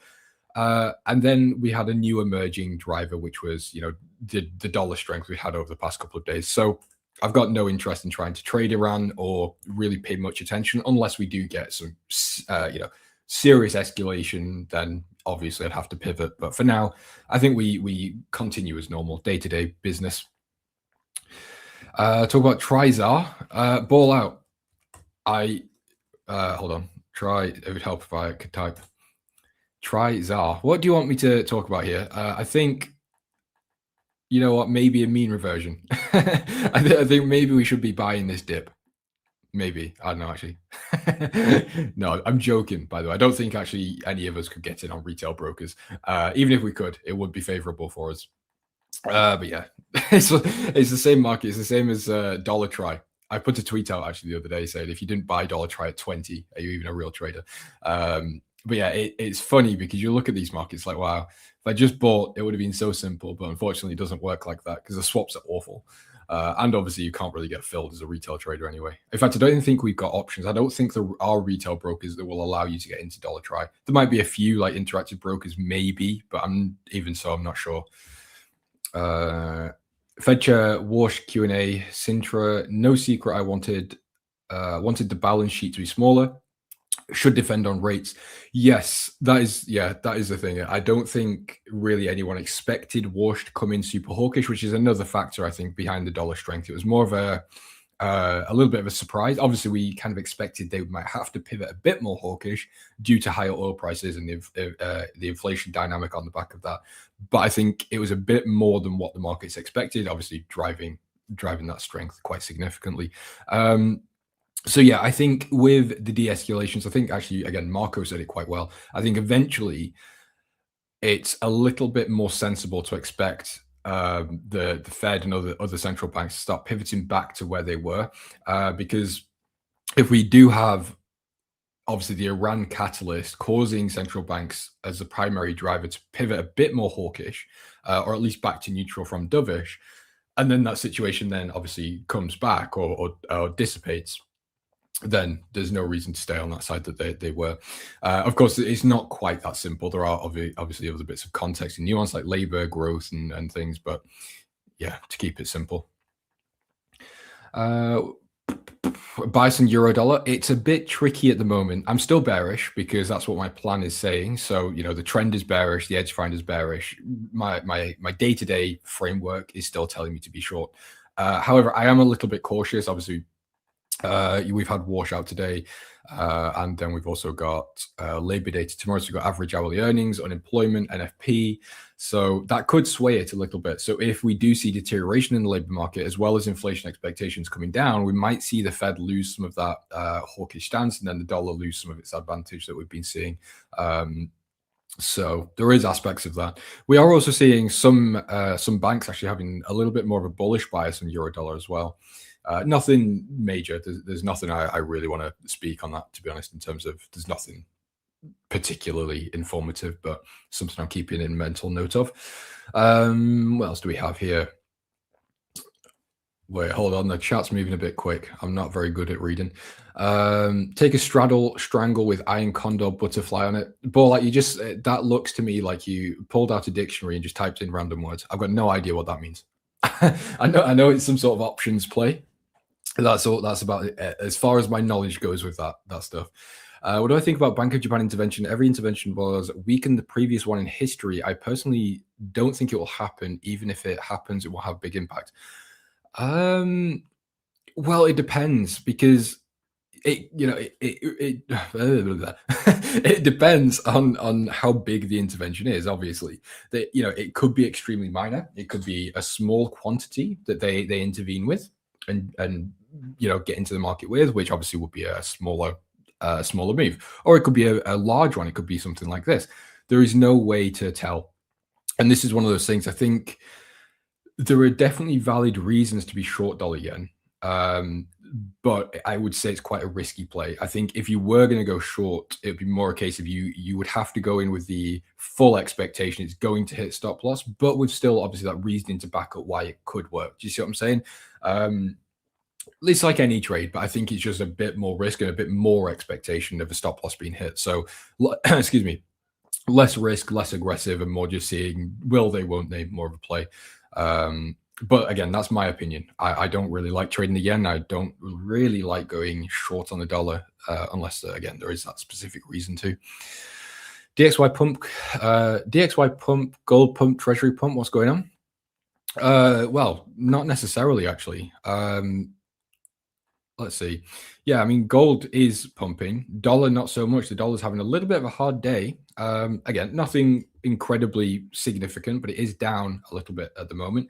So it does feed into, obviously, the gold upside. There is also, and please fact check me on this, don't take this too literally, because it's something I heard on like a YouTube mini documentary video. So it might be inaccurate. But something I heard that was quite interesting is China has basically stopped leverage trading on gold. It's not completely banned, but they've increased margin requirements by 140%. Excuse me.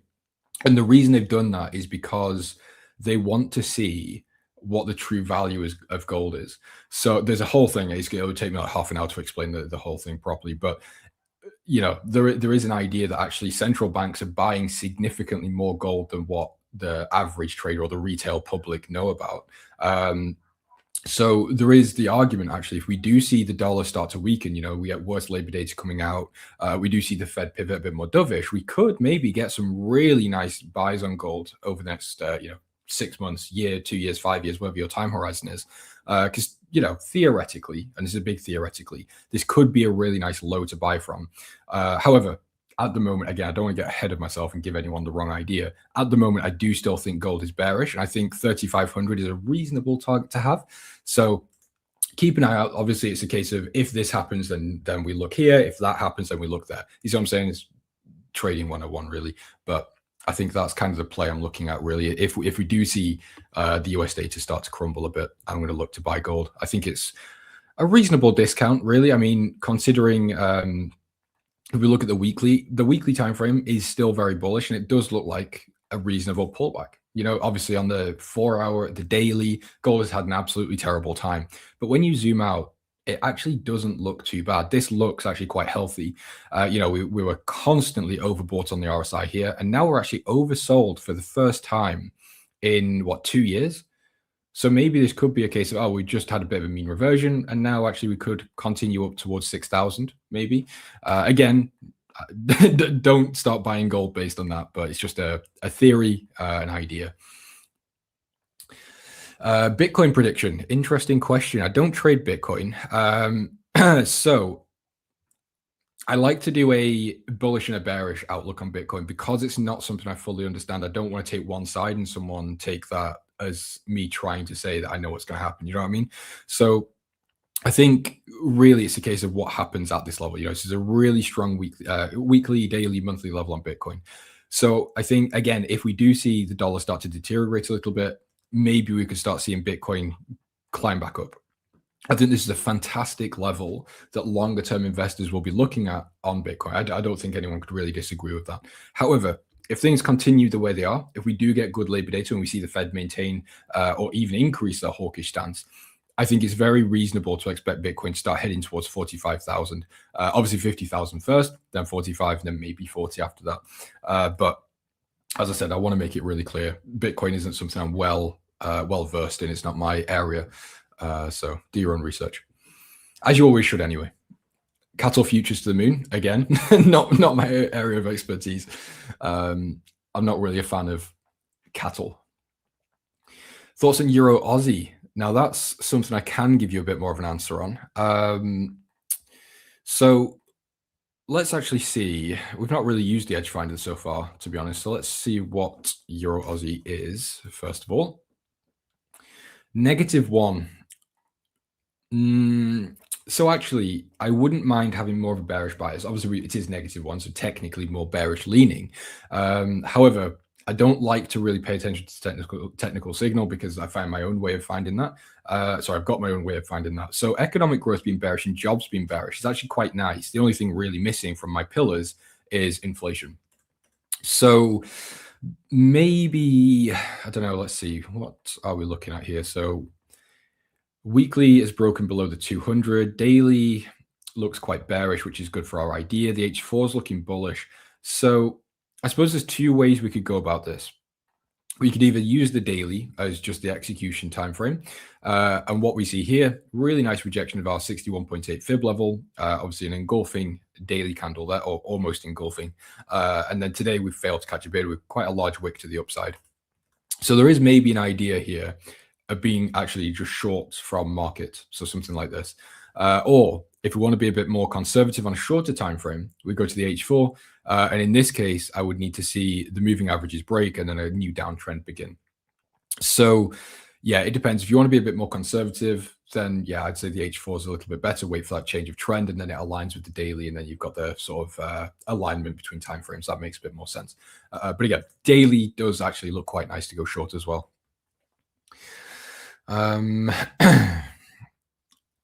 But Bitcoin is already crossed 59K above. What do you mean? Bitcoin's direction is down. Ball out. I can't disagree with that, to be honest. I personally don't like it. And this is some, actually, hold on before I start yapping. Okay, I think I've got about 10 minutes. Yeah, Bitcoin's something I've never really gotten behind. I've got some money in Bitcoin, but it's more just a little attempt, you know, some money I don't really care if I lose or not.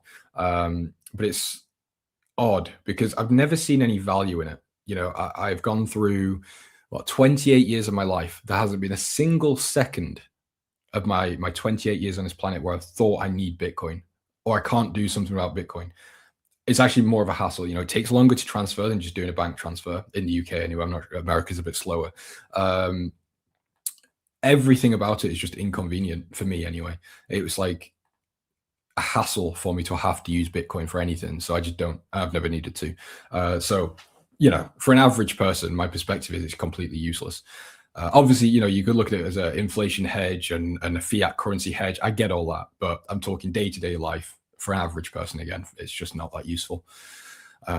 Especially when you got people, you know, that buy gold in the S&P. There's other ways around the sort of inflation idea. Okay. Oh, there's news. Oh, my bad. I've been really. What were we looking at? Forex Factory. Hold on. Forex Factory. What have we missed? What have I missed? I'm not on it today. I do apologize. Let's just do a quick check-in. What we've got today. What time is it? 3.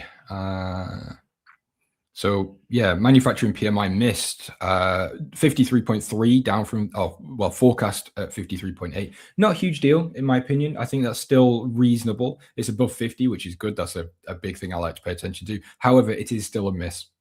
And then we obviously pair that with ADP, which also is a bit of a miss. It's not looking fantastic, but it's not a huge deal. Final manufacturing PMI missed at 53.9. ISM manufacturing prices also missed at 73, down from the forecast at 77. So yeah, it's not been a great day for the dollar, but I also wouldn't call it detrimental.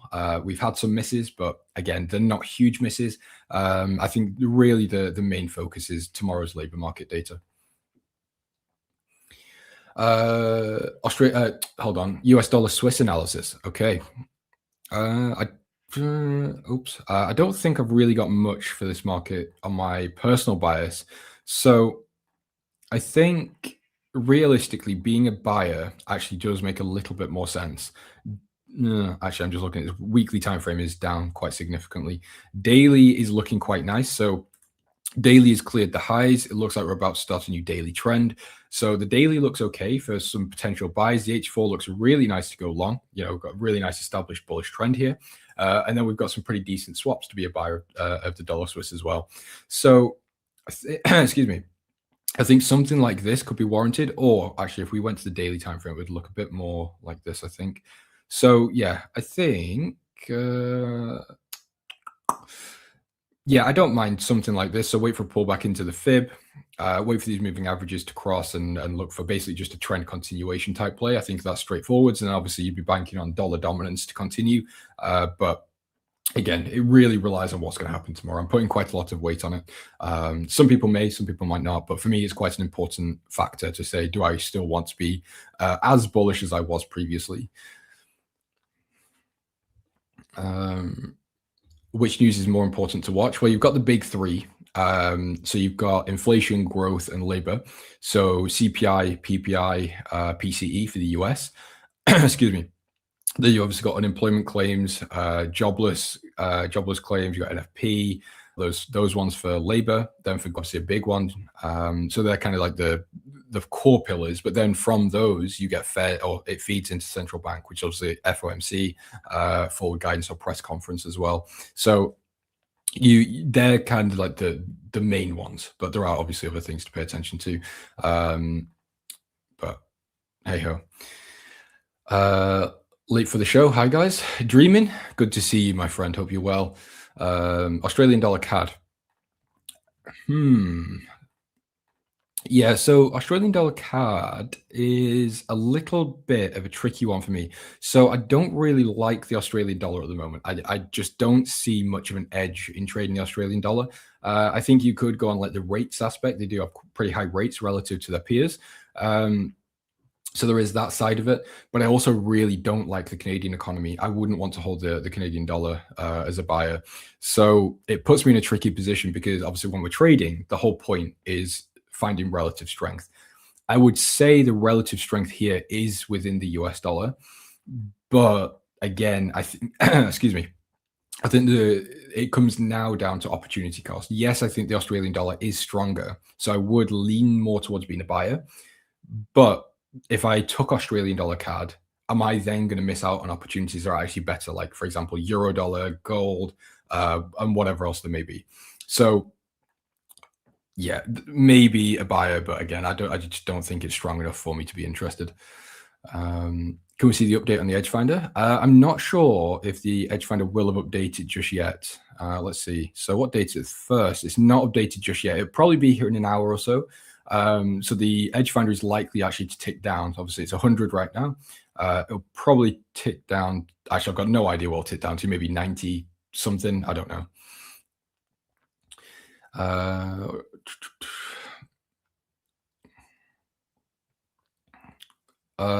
Were all the stupid sellers saying that was a big sell coming? What do you mean banging ears? Do you mean on the S&P or what?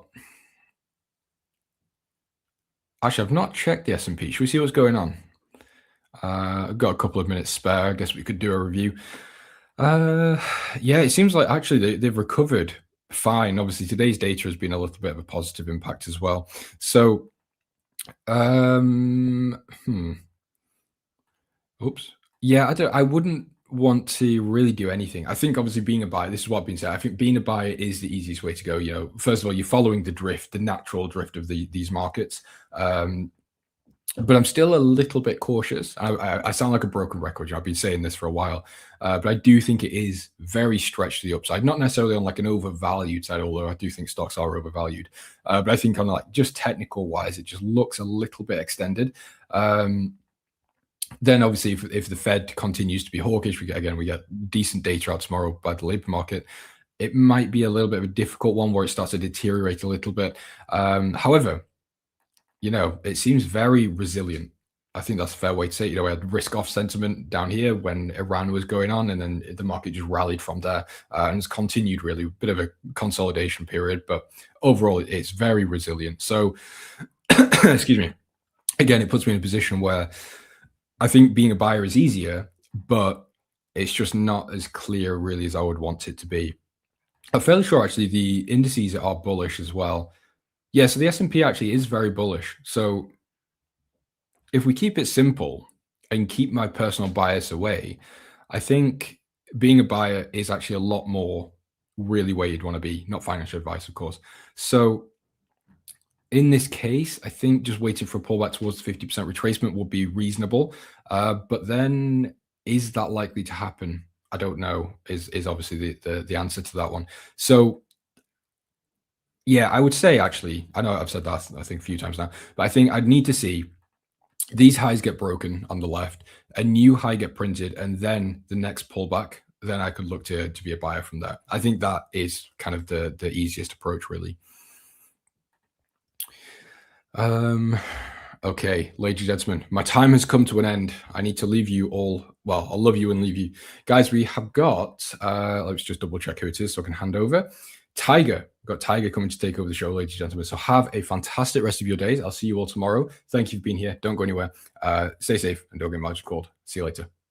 This next segment of the live stream is proudly sponsored by the one and only Ola Prime. Ola Prime is easily one of the most impressive prop firms that I've come across with an incredibly professional team. They offer fast payouts within 1 hour, up to 95% profit splits. They have the largest number of trading platforms. I mean, just take a look at this list. They have MetaTrader 4, MetaTrader 5, TradeLocker, DXTrade, MatchTrader, and CTrader all available to their traders. And that's just for the Forex side. On the futures side, they have DX Futures currently with Tradeovate and NinjaTrader coming soon. Ola Prime has one of the widest selections for challenges and funded accounts that I've come across, with a wide range of account balances you can choose from, like 5 all the way to 200K. And just take a look at the variety of different challenges you can choose from to fit your trading style. They have a 1-step or 2-step pro accounts. They have the 1-step prime, 2-step prime, direct accounts, Ola Prime, 1 challenge. I mean, you have a wide selection here. And the reason this is so important is that you as a trader have a unique style. Everyone does. And finding the right challenge to meet your criteria is very important. If you go through their website, which I encourage you to do so using the link dropped in the live stream chat right now, you can explore in full transparency all of the different account types, all of the rules, etc. They also offer news trading and weekend holding, and they have direct and challenge accounts available. For a limited time, stream viewers get extra discounts using the promo code that you see on your screen right now, and also through the link and promo code being shared in the live stream chat. Take your trading to the next level with Ola Prime. Now back to the live stream. What's going on, everybody? Tiger here, coming on to close out the show. Happy hump day to everybody out there. Hope you're doing well as always. Yeah, definitely take advantage of Nick's code, A1 Live, if you guys are looking for another prop firm. The QR code should be on there as well. So definitely click that if you are interested. They got a whole revamped set of rules on there. They've upgraded a couple of rules of late that have actually making it more trader friendly, I should say. So definitely some good stuff going on over there. I've got an 100K account with them, two-step prime, and I'm just absolutely loving it because of mainly because of TradeLocker. I can't get over how awesome it is. But anyway, we did obviously just have that data coming. PMI data.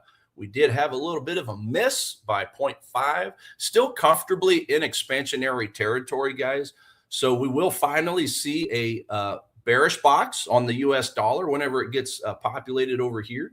As you can see, the previous one was bullish, 100%. We'll get a little bit of a change, but it's still going to be overall pretty strong. So don't let one negative piece of data fool you. It's pretty good overall when we take a look at it from an aggregate view, which is really what the top setups is on the Edge Finder, guys, looking at things as an aggregate, not just isolating or singling out any one item. So get you an Edge Finder as well. I think Nick's got some really cool discounts going on as we speak. I think it was 40%, if I'm not mistaken. So definitely, if you've been waiting, if you've been on the fence, there's no better time to get it than now. So definitely get you a copy of that. But when it comes to the dollar pairs, I mean, this right here, the dollar index, that's where the report was released.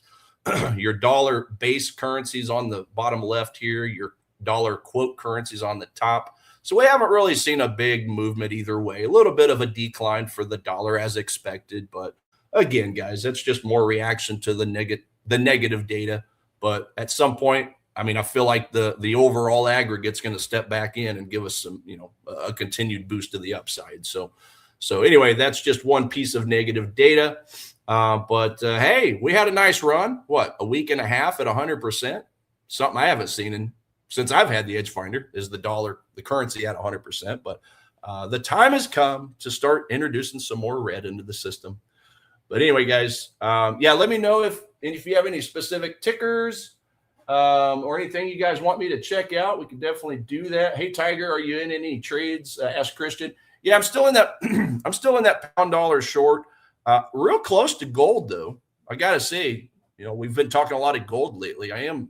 We are pretty close, and I want to tell you guys what I'm doing with gold, actually. Let's see here. Yeah, just the pound dollar short. So yeah, that's still that one, guys, I got in last week to fulfill the $30 or the 30-day requirement. So so that remains the only one. Okay, so for gold, we talked about the the couple daily 4-hour zone confluences that I was keeping my eyes out. This one obviously was a miss because it took out this 4-hour zone ended up catching price and pushing it down. Recreated a new daily 4-hour confluence. And on this confluence, if I go to a 1 hour, we've actually got a 1 hour candle as well. So we're basically looking at a 1 hour, a 4 hour, and a daily with a gap. With the gap, guys, the acceleration gap, just showing that supply is heavily exceeding demand, and therefore there's some underlying strength up there somewhere. So, there's really a few different options on how to take this. We could obviously short on the daily. We could short on the 4 hour. We could short on the 1 hour. I'm probably going to go ahead and stick with the 4 hour just because I'm tired of missing trades by like 5 pips lately. But it is nice to know that there is a 1 hour confluence just ahead of it, that white line that you see right there. Now, what I'm looking to do is utilize silver as kind of a confluence play. So you can see we've already went through this 4 hour supply. We've already got a little bit of a bounce from it. And now we're retracing it. Well, on silver, we have a very similar 4 hour supply zone in this very same spot. So if I flip to silver, you can see right here, we got the same thing with a daily 4 hour ahead of it. So it's kind of the same way I like to use the currency indices. Like if I'm short pound dollar, well, I want to make sure the pound index, the BXY, the BIXY, I want to make sure it's bouncing into a supply area of its own while the dollar bounces into a demand. So I can get that extra confluence. So I'm kind of using the same logic with gold and silver. So I'd like to see price continue up and bounce into this supply on silver while gold bounces up into this supply a little higher. It's two different zones, but the point is it's two different bounces. It's two different spots in price where supply heavily exceeded demand. So that's just kind of a confluence play I'm looking. This one obviously is old news. This one's fresh news. This is new news. And silver has yet to bounce into any relevant zones yet, but it's getting close. It's not close. It's not far at all. So I would love to see silver bouncing into this zone, and then very shortly after, or at the same time, or whatever. I don't care. I'd love to see gold hit the supply zones at the same time. That would greatly influence my confidence in this possible short. So that's probably the main thing I'm looking at right now. Gold obviously continuing along with silver to give us those bearish looks on the top setups over here. Now the PMI data will give just a tiny bit of strength to gold and silver, right? Since it's bearish for the dollar, it's a little bit of strength for gold, very short term. So I like that. I like that that's bullish for gold because perhaps that'll give me all the strength I need to get price to push up into the zones to where I can then take the other side of it and short it. Okay.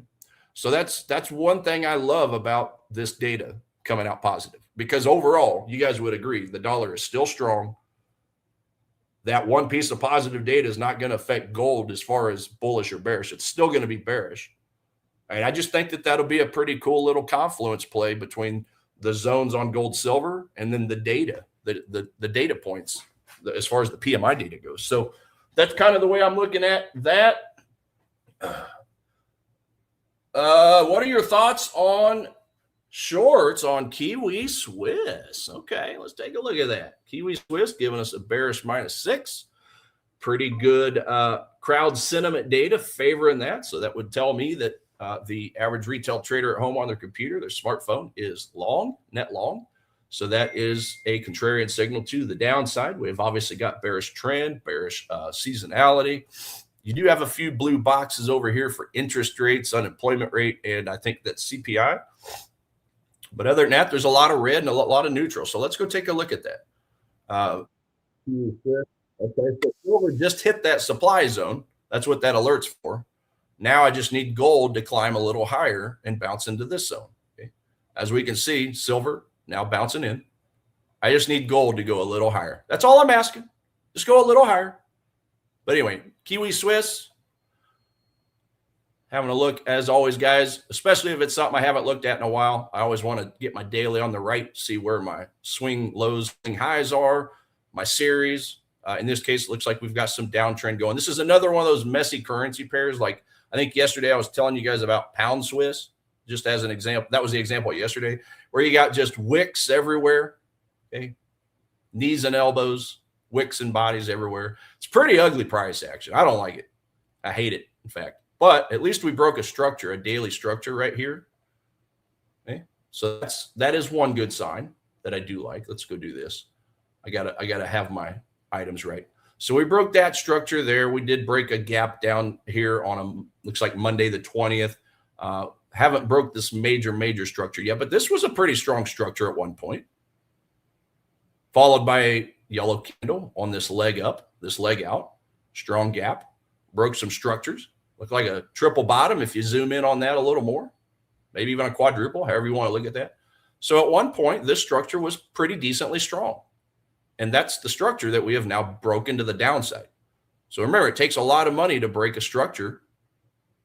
And then it takes a lot of money to break this structure. So I like the structural breaks for the short, your short idea. As far as the 4-hour chart on the right or on the left, looks like I've got a zone a little bit higher up that I'm kind of keeping my eyes on up here. We could run into a little resistance here, but the thing about this area is, and I don't remember the exact currency pair we looked at where I mentioned this 2 days ago, but I was telling you guys, it might've been this one actually. Oh yeah, this was it. I told you that this looks like it might be a daily supply, but we've already wicked in on this candle. There's not a very strong leg out. That's like weak as it gets. There's no volume increasing at the bottom.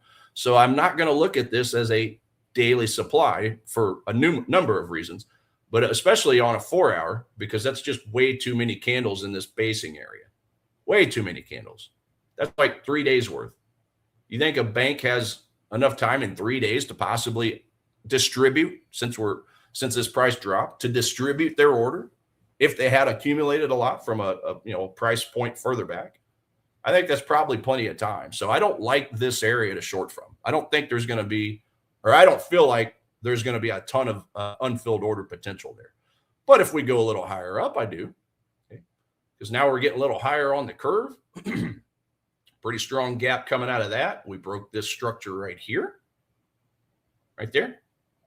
So this supply zone had the strength to break structure to the downside. It did retrace, but it kept going and then just continued down. So that's why I put my alert up here at that 46, 42 area. And as you can see, we're a little ways away from it, to the tune of about 40, a little over 40 pips. The ATR on this thing, guys, is absolutely horrendous. Okay, this thing only moves 26 pips per day on average. That you see that red number at the bottom right, 261. So remember, the decimal point is like 1/10 of a pip. Just imagine it that way. So 26 pips, that's probably one of the weakest currency pairs out there. It just moves like molasses if you stuck it in the freezer for about a month, right? So it could take forever, that 40 pips, just to even get up there. But if it does, hey, Edge Finder likes it for a short. You're going to have some liquidity above this area. There's definitely going to be some liquidity over here, which is going to be what? Buy orders, right?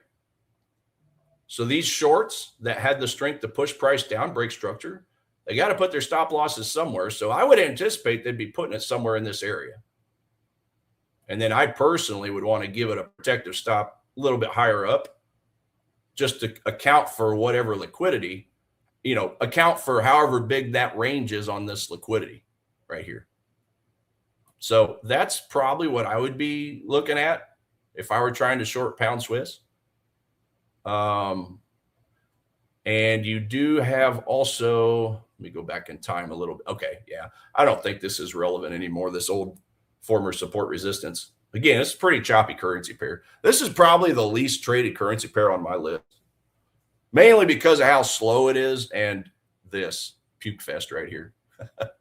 But hey, not saying I won't short it. If we can get a little temporary strength to push price up, Kiwi and Swiss might be a possible play. We'll just have to find out.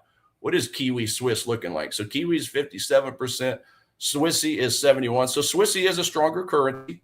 So it makes sense in the realm of, buying strength in the Swissy and then selling, I would say, neutrality for the Kiwi. So it's not like the Kiwi is down here under 40%. It's pretty well neutral. So anyway, yeah, hope that helps. I don't think there's anything in the immediate area for me personally. That might be a good spot for you to look at. 4170 is a good point to short on gold. Let's go back to gold. Let's go find a look. I'll have a look.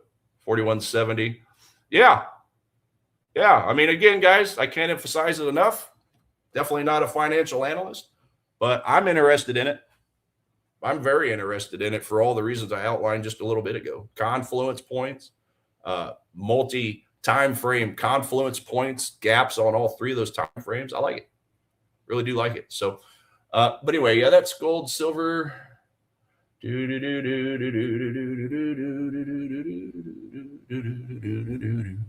Oil, it's chugging along. It's chugging along down to down close to that pre-war level on WTI. Now, Brent has already touched the pre-war levels. And I guess I didn't save it. Okay, we're already down to the pre-war levels on Brent right here. So there's our daily Brent. Closed the gap over here. We're just looking to close the gap on WTI. The same picture would be true on Brent that it is on WTI. If I'm trying to buy this, it was on EdgeFinder. I think it's fallen off, but I would still have to see that series of higher highs and higher lows on a daily, on a 4-hour, before I personally would have any interest whatsoever in getting involved. So exact replica of WTI, except WTI, we're still trying to close the gap. So no play at all on gold or on oil, whether it's Brent or WTI. Yeah, Bitcoin, it's still just continuing its trek downwards. No real interest in that, just like oil, unless we start turning around. At least prove that you're trying to turn around. That's all I ask, because that's half the battle, is when price is telling you, hey, I'm trying to turn around, go back up. At that point, that's where we can use educated guesses to where to buy some retracements into zones of demand. So yeah, still nothing over there at the moment, guys. As far as your indices go, go have a look over here. In fact, I need to get an update. So Dow is still up there, NASI, and S&P. Okay. So overall, S&P and NASI, they've been pretty well getting a little lazy over the last few weeks, unlike the Dow, which just continues its upward trek. So, again, you had the sector rotation. So basically, when it comes to index trading, the old heads are kind of winning. Okay, the old heads, the Dow, the old money, it's continuing its trek upwards. It hasn't really got a whole lot to do, or near as much to do, with the sector rotation that the S&P and NASI had. So one of the plays has already been made over here on the S&P. I was keeping an eye on this demand for a short while. I just got scared off by it because of the fact it had bounced into recently bounced into this daily supply up here.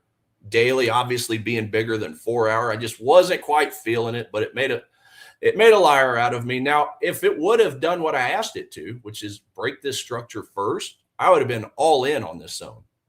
But because it didn't, and it just bounced directly from the zone, the daily supply, that's why I skipped this trade. But hey, guess what? It's still making fun of me. It's still bounced. It's still getting that push to the upside. At the end of the day, the data works, top setups works, and it's going up. Kind of a similar picture over here on NASI. Exact same picture, actually. I was looking for this break of structure, never got it, and it just retraced from there. So I ignored that one as well. I was more interested in the Dow to begin with. Again, the old money, not having as much worries about the sector rotation. I'm still keeping an eye on this very same demand at 50,411. I don't want to personally get involved in any of this nonsense up here because it's high on the curve, number one. Number two, just not really that many great great candles, great expanded range candles. Now we had this one right here, but as you can see, it had bounced into this supply. I just didn't draw it up. See that supply right there? That right there is part of the reason, another reason why I had no interest in buying right here. But Still worked out after all, didn't it? Still worked. Okay. And also that was a small, that was a 30-minute zone anyway. So that was a 30-minute zone. It was a very strong zone. I should have probably taken a little bit of stab at it. But again, when you bounce into zones that are bigger than the zone I'm trying to buy from, I typically try to stay away from them. But look at that. Look how beautiful that wick in was. Beautiful wick in, and it's already made it close to what would have been a take profit up here. So still waiting on that bigger retracement. What else you guys got? Bro, I'm holding the gold in physical form. Is it a good idea to sell it now and buy after some fall, or should I wait and hold it? Oh, man. Guys, gold's getting down into some cheap prices. I think if you listen to Nick talk about that, if Nick were to answer that, he'd probably answer it like he's kind of talked about of late. As a trader, we want to take advantage of the bearish data, the bearish trends, and try to trade to make a few points out of it.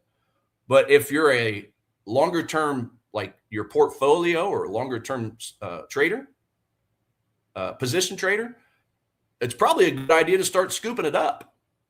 Okay, he talked about this, I think, a week ago, just going back to gold, silver for a second. But he talked about that a week or two ago. It's starting to get into some really good value prices if you are a longer term buy and hold trader. And you know what? Supply and demand works the same way on weekly time frames, on monthly time frames. Do I have any monthly demand? What is that? Oh, that's some old stuff I had drawn up at one time. Let's take a look at a monthly chart. A monthly demand. Where's my monthly demand? Start with that. Well, it's staring at me straight as day right there. If we go down to the 34.5 level, there's a pretty good looking monthly demand. I'll color that orange since it's higher time frame. So there's a monthly demand. What about a weekly? You can probably find something in there. Let's go back to monthly real quick. Okay, monthly, no, weekly. And we're obviously getting close to one of these kind of major swing low areas, as you can see from this blue dash line over here. It's going to look a little more major if we go down to a daily. But as far as actual zones, so the weekly zone we had was right here. That was a weekly demand, and look what happened right here. Caught a bid, got a big bounce. Well, now we've got a monthly, a little deeper down. And I could also draw up this candle here as a weekly. So this is a weekly inside of a monthly. It's a pretty good confluence point. And then lastly, what's the daily look like? It's probably not going to look the greatest. I would just probably stick with monthly and weekly. Yeah, I think that wick probably touched that candle, so probably couldn't utilize that. Yeah, monthly, weekly. I don't know. You do what you want. I mean, if I'm trying to, again, just like Nick says, if we're trying to buy long-term and hold, it's probably a good place to start adding into it. I think that's what he said he was doing. But absolutely, do what you want. But yeah, just consider both sides of the coin. Because if you're a trader, we're all about trading right now. Trading, trying to catch a few points on the way down. But if you're a position trader, you got to admit we're still at an overall pretty good uptrend. Now, we have had quite the pullback, the ugly pullback this year. Get my moving averages up here. I don't even know what moving average I got there. Oh, that's my 200, I think. So 200 way down here. Yeah, we still got quite a ways to go. Let's see what I got over here. 50. I wanted to get the 50 up there. Yeah, we're still comfortably above the 200, still comfortably above the 50. So yeah, do what you want. But if you are looking to accumulate along the way, got a monthly, weekly demand a little deeper down. Just saying, 34.50. So hope that helps.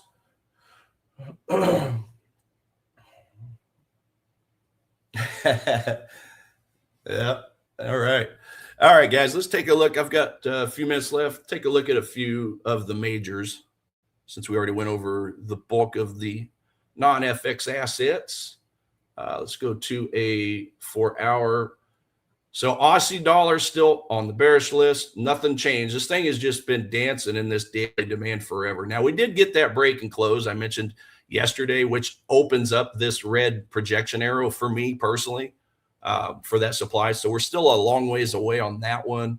Euro dollar, I did want to touch on this one because I'm still keeping an eye on this one here, which is kind of part of a flip zone. If you guys remember, we talked about that a couple weeks ago. This thing did turn into a supply to the downside. Now, we had a minor, I think it was a 30-minute zone that I drew up for you guys yesterday, which is basically where we got this rejection here, rejection here, rejection here. What is that? And sorry, I'm losing my voice real time, but that's basically a triple top on some of these smaller time frames. Anytime you get double tops, triple tops, double bottoms, triple bottoms, there's typically going to be some stop losses on the other side of that. So if I'm trying to short in this 4-hour zone up here, I see that we had shorts push down here. They push down here. They push down here. Where's their stop losses? Oh, right above. Now, we don't know how high this range is, but even if it's clear up here, those buy orders are hanging out in this supply zone. Big banks, institutions need a lot of buy orders to fuel their sell orders.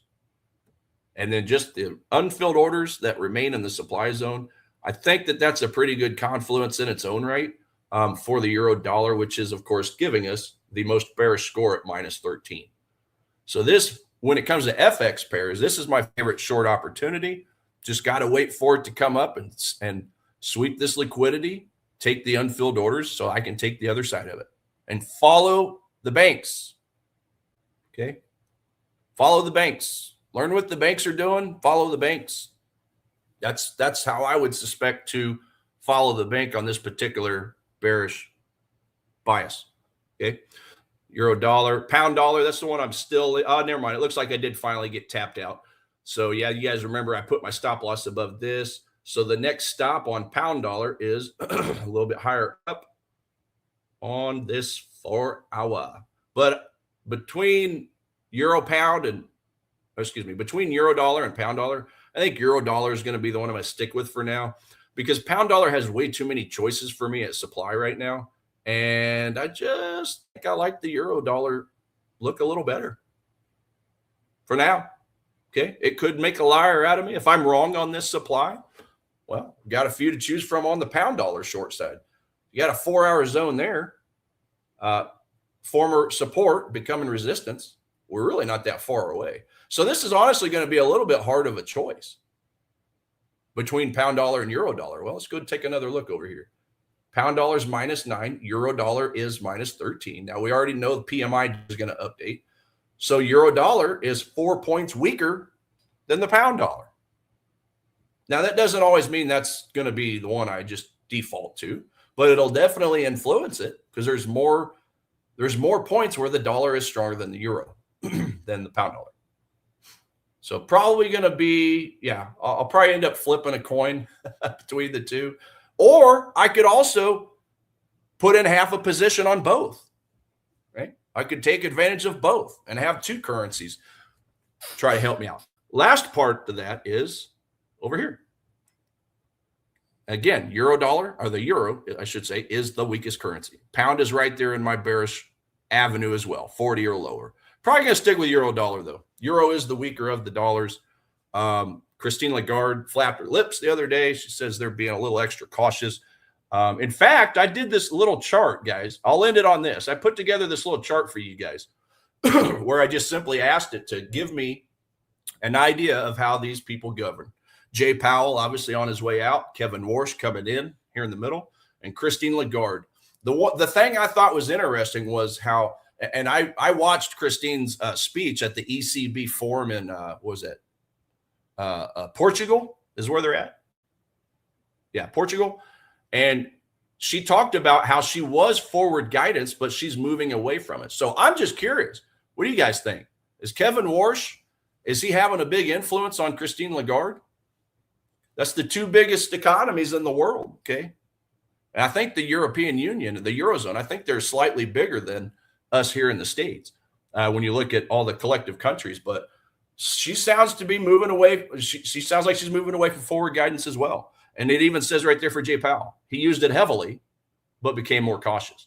So these two, I feel like, are learning the lessons from what Jay Powell didn't do so well. I don't want to criticize him by any means, but that's just what I'm seeing. It sounds to me like they're taking those lessons and just kind of changing things up and eliminating it. And we already know that Kevin Warsh isn't so big on the PCE. He's looking for more of trimmed versions of the inflation numbers. So we got a lot of new stuff, but I just thought this was a pretty cool chart. The approach, the philosophy, the tone, and market implications. So go rewind that if you guys want to take a look at this list. But at this point, it is the end of my shift. So I am going to leave you guys, but trade safe today.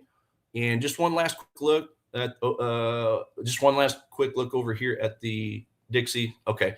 So yeah, just one final look at the PMI results, just going sideways. It's kind of a nothing burger at this point when it comes to the manufacturing PMI data and how it's reacting with the currencies. So anyway, ladies and gents, take care, trade safe, and we'll be back tomorrow and run it back again. Deuces. Have you ever wondered how you could find more trades like this gold runner, or the S&P 500 breaking out to all-time highs, or this sell-off in dollar Swiss franc, which was a clean short opportunity? Well, all of these charts shared one major thing in common. They all had powerful macro fundamental catalysts driving price decisively in one direction, presenting a really strong trading opportunity. Hi, my name is Nick. I'm a 10-year trading veteran and the founder of A1 Trading, where we build market scanning software that help traders to track macro fundamentals, crowd sentiment, and the commitment of traders' data to best understand where institutions are moving their money. Our tools automate everything from studying jobs market data, inflation statistics, and economic growth metrics, bringing it all together into a scorecard or rubric that helps to spot better potential trading opportunities through our insights offered by the tools. So if you're looking to access our tools, stream viewers get extra discounts, and we're currently offering payment plans as an option for those who would like to split up the cost of our tools into a couple monthly payments. Alternatively, we also offer a free Edge Finder tutorial course, as well as fundamental macro course that can help you to learn the concepts behind the tools. Scan this QR code that you see on the screen right now to be connected with a real person from our support team. We have helped thousands of traders level up their trading through insights, dashboards, and automation. And we are passionate about this subject because having the right tools that hedge funds and proprietary firms keep locked in key is a powerful game changer for the average everyday retail trader. To explore our products, payment plans, and just to find out more and speak to a real person about this, scan the QR code that you see on your screen right now. Alternatively, the link can be found in the live stream chat or in the description of the live stream. On our website, you can find a collection of both free and premium trading tools that our team has put together to help traders take their trading to the next level. Well, you might be wondering, how can your tools help me? Well, whether you're a swing trader or a day trader, our tools are meant to help traders of all different levels of skill, time frame, and traders that trade Forex, commodities, indices, stocks, etc. At the core of it is automation, simplicity, and bringing it all into a one-stop shop for you to scan markets more efficiently and build a curated watch list of potential trade ideas. So regardless of what you trade, we hope that our website helps you in some way. And if you have any questions, feel free to contact us using the contact button in the top right or the live chat feature available on our website. We also offer free courses on fundamental and technical analysis on our website, as well as a range of free tools like, for example, our risk calculators that can help traders to level up their trading without paying a dime. Our goal is that our tools and site help you in some small way, and we wish you the very best in your trading journey. Thanks for listening.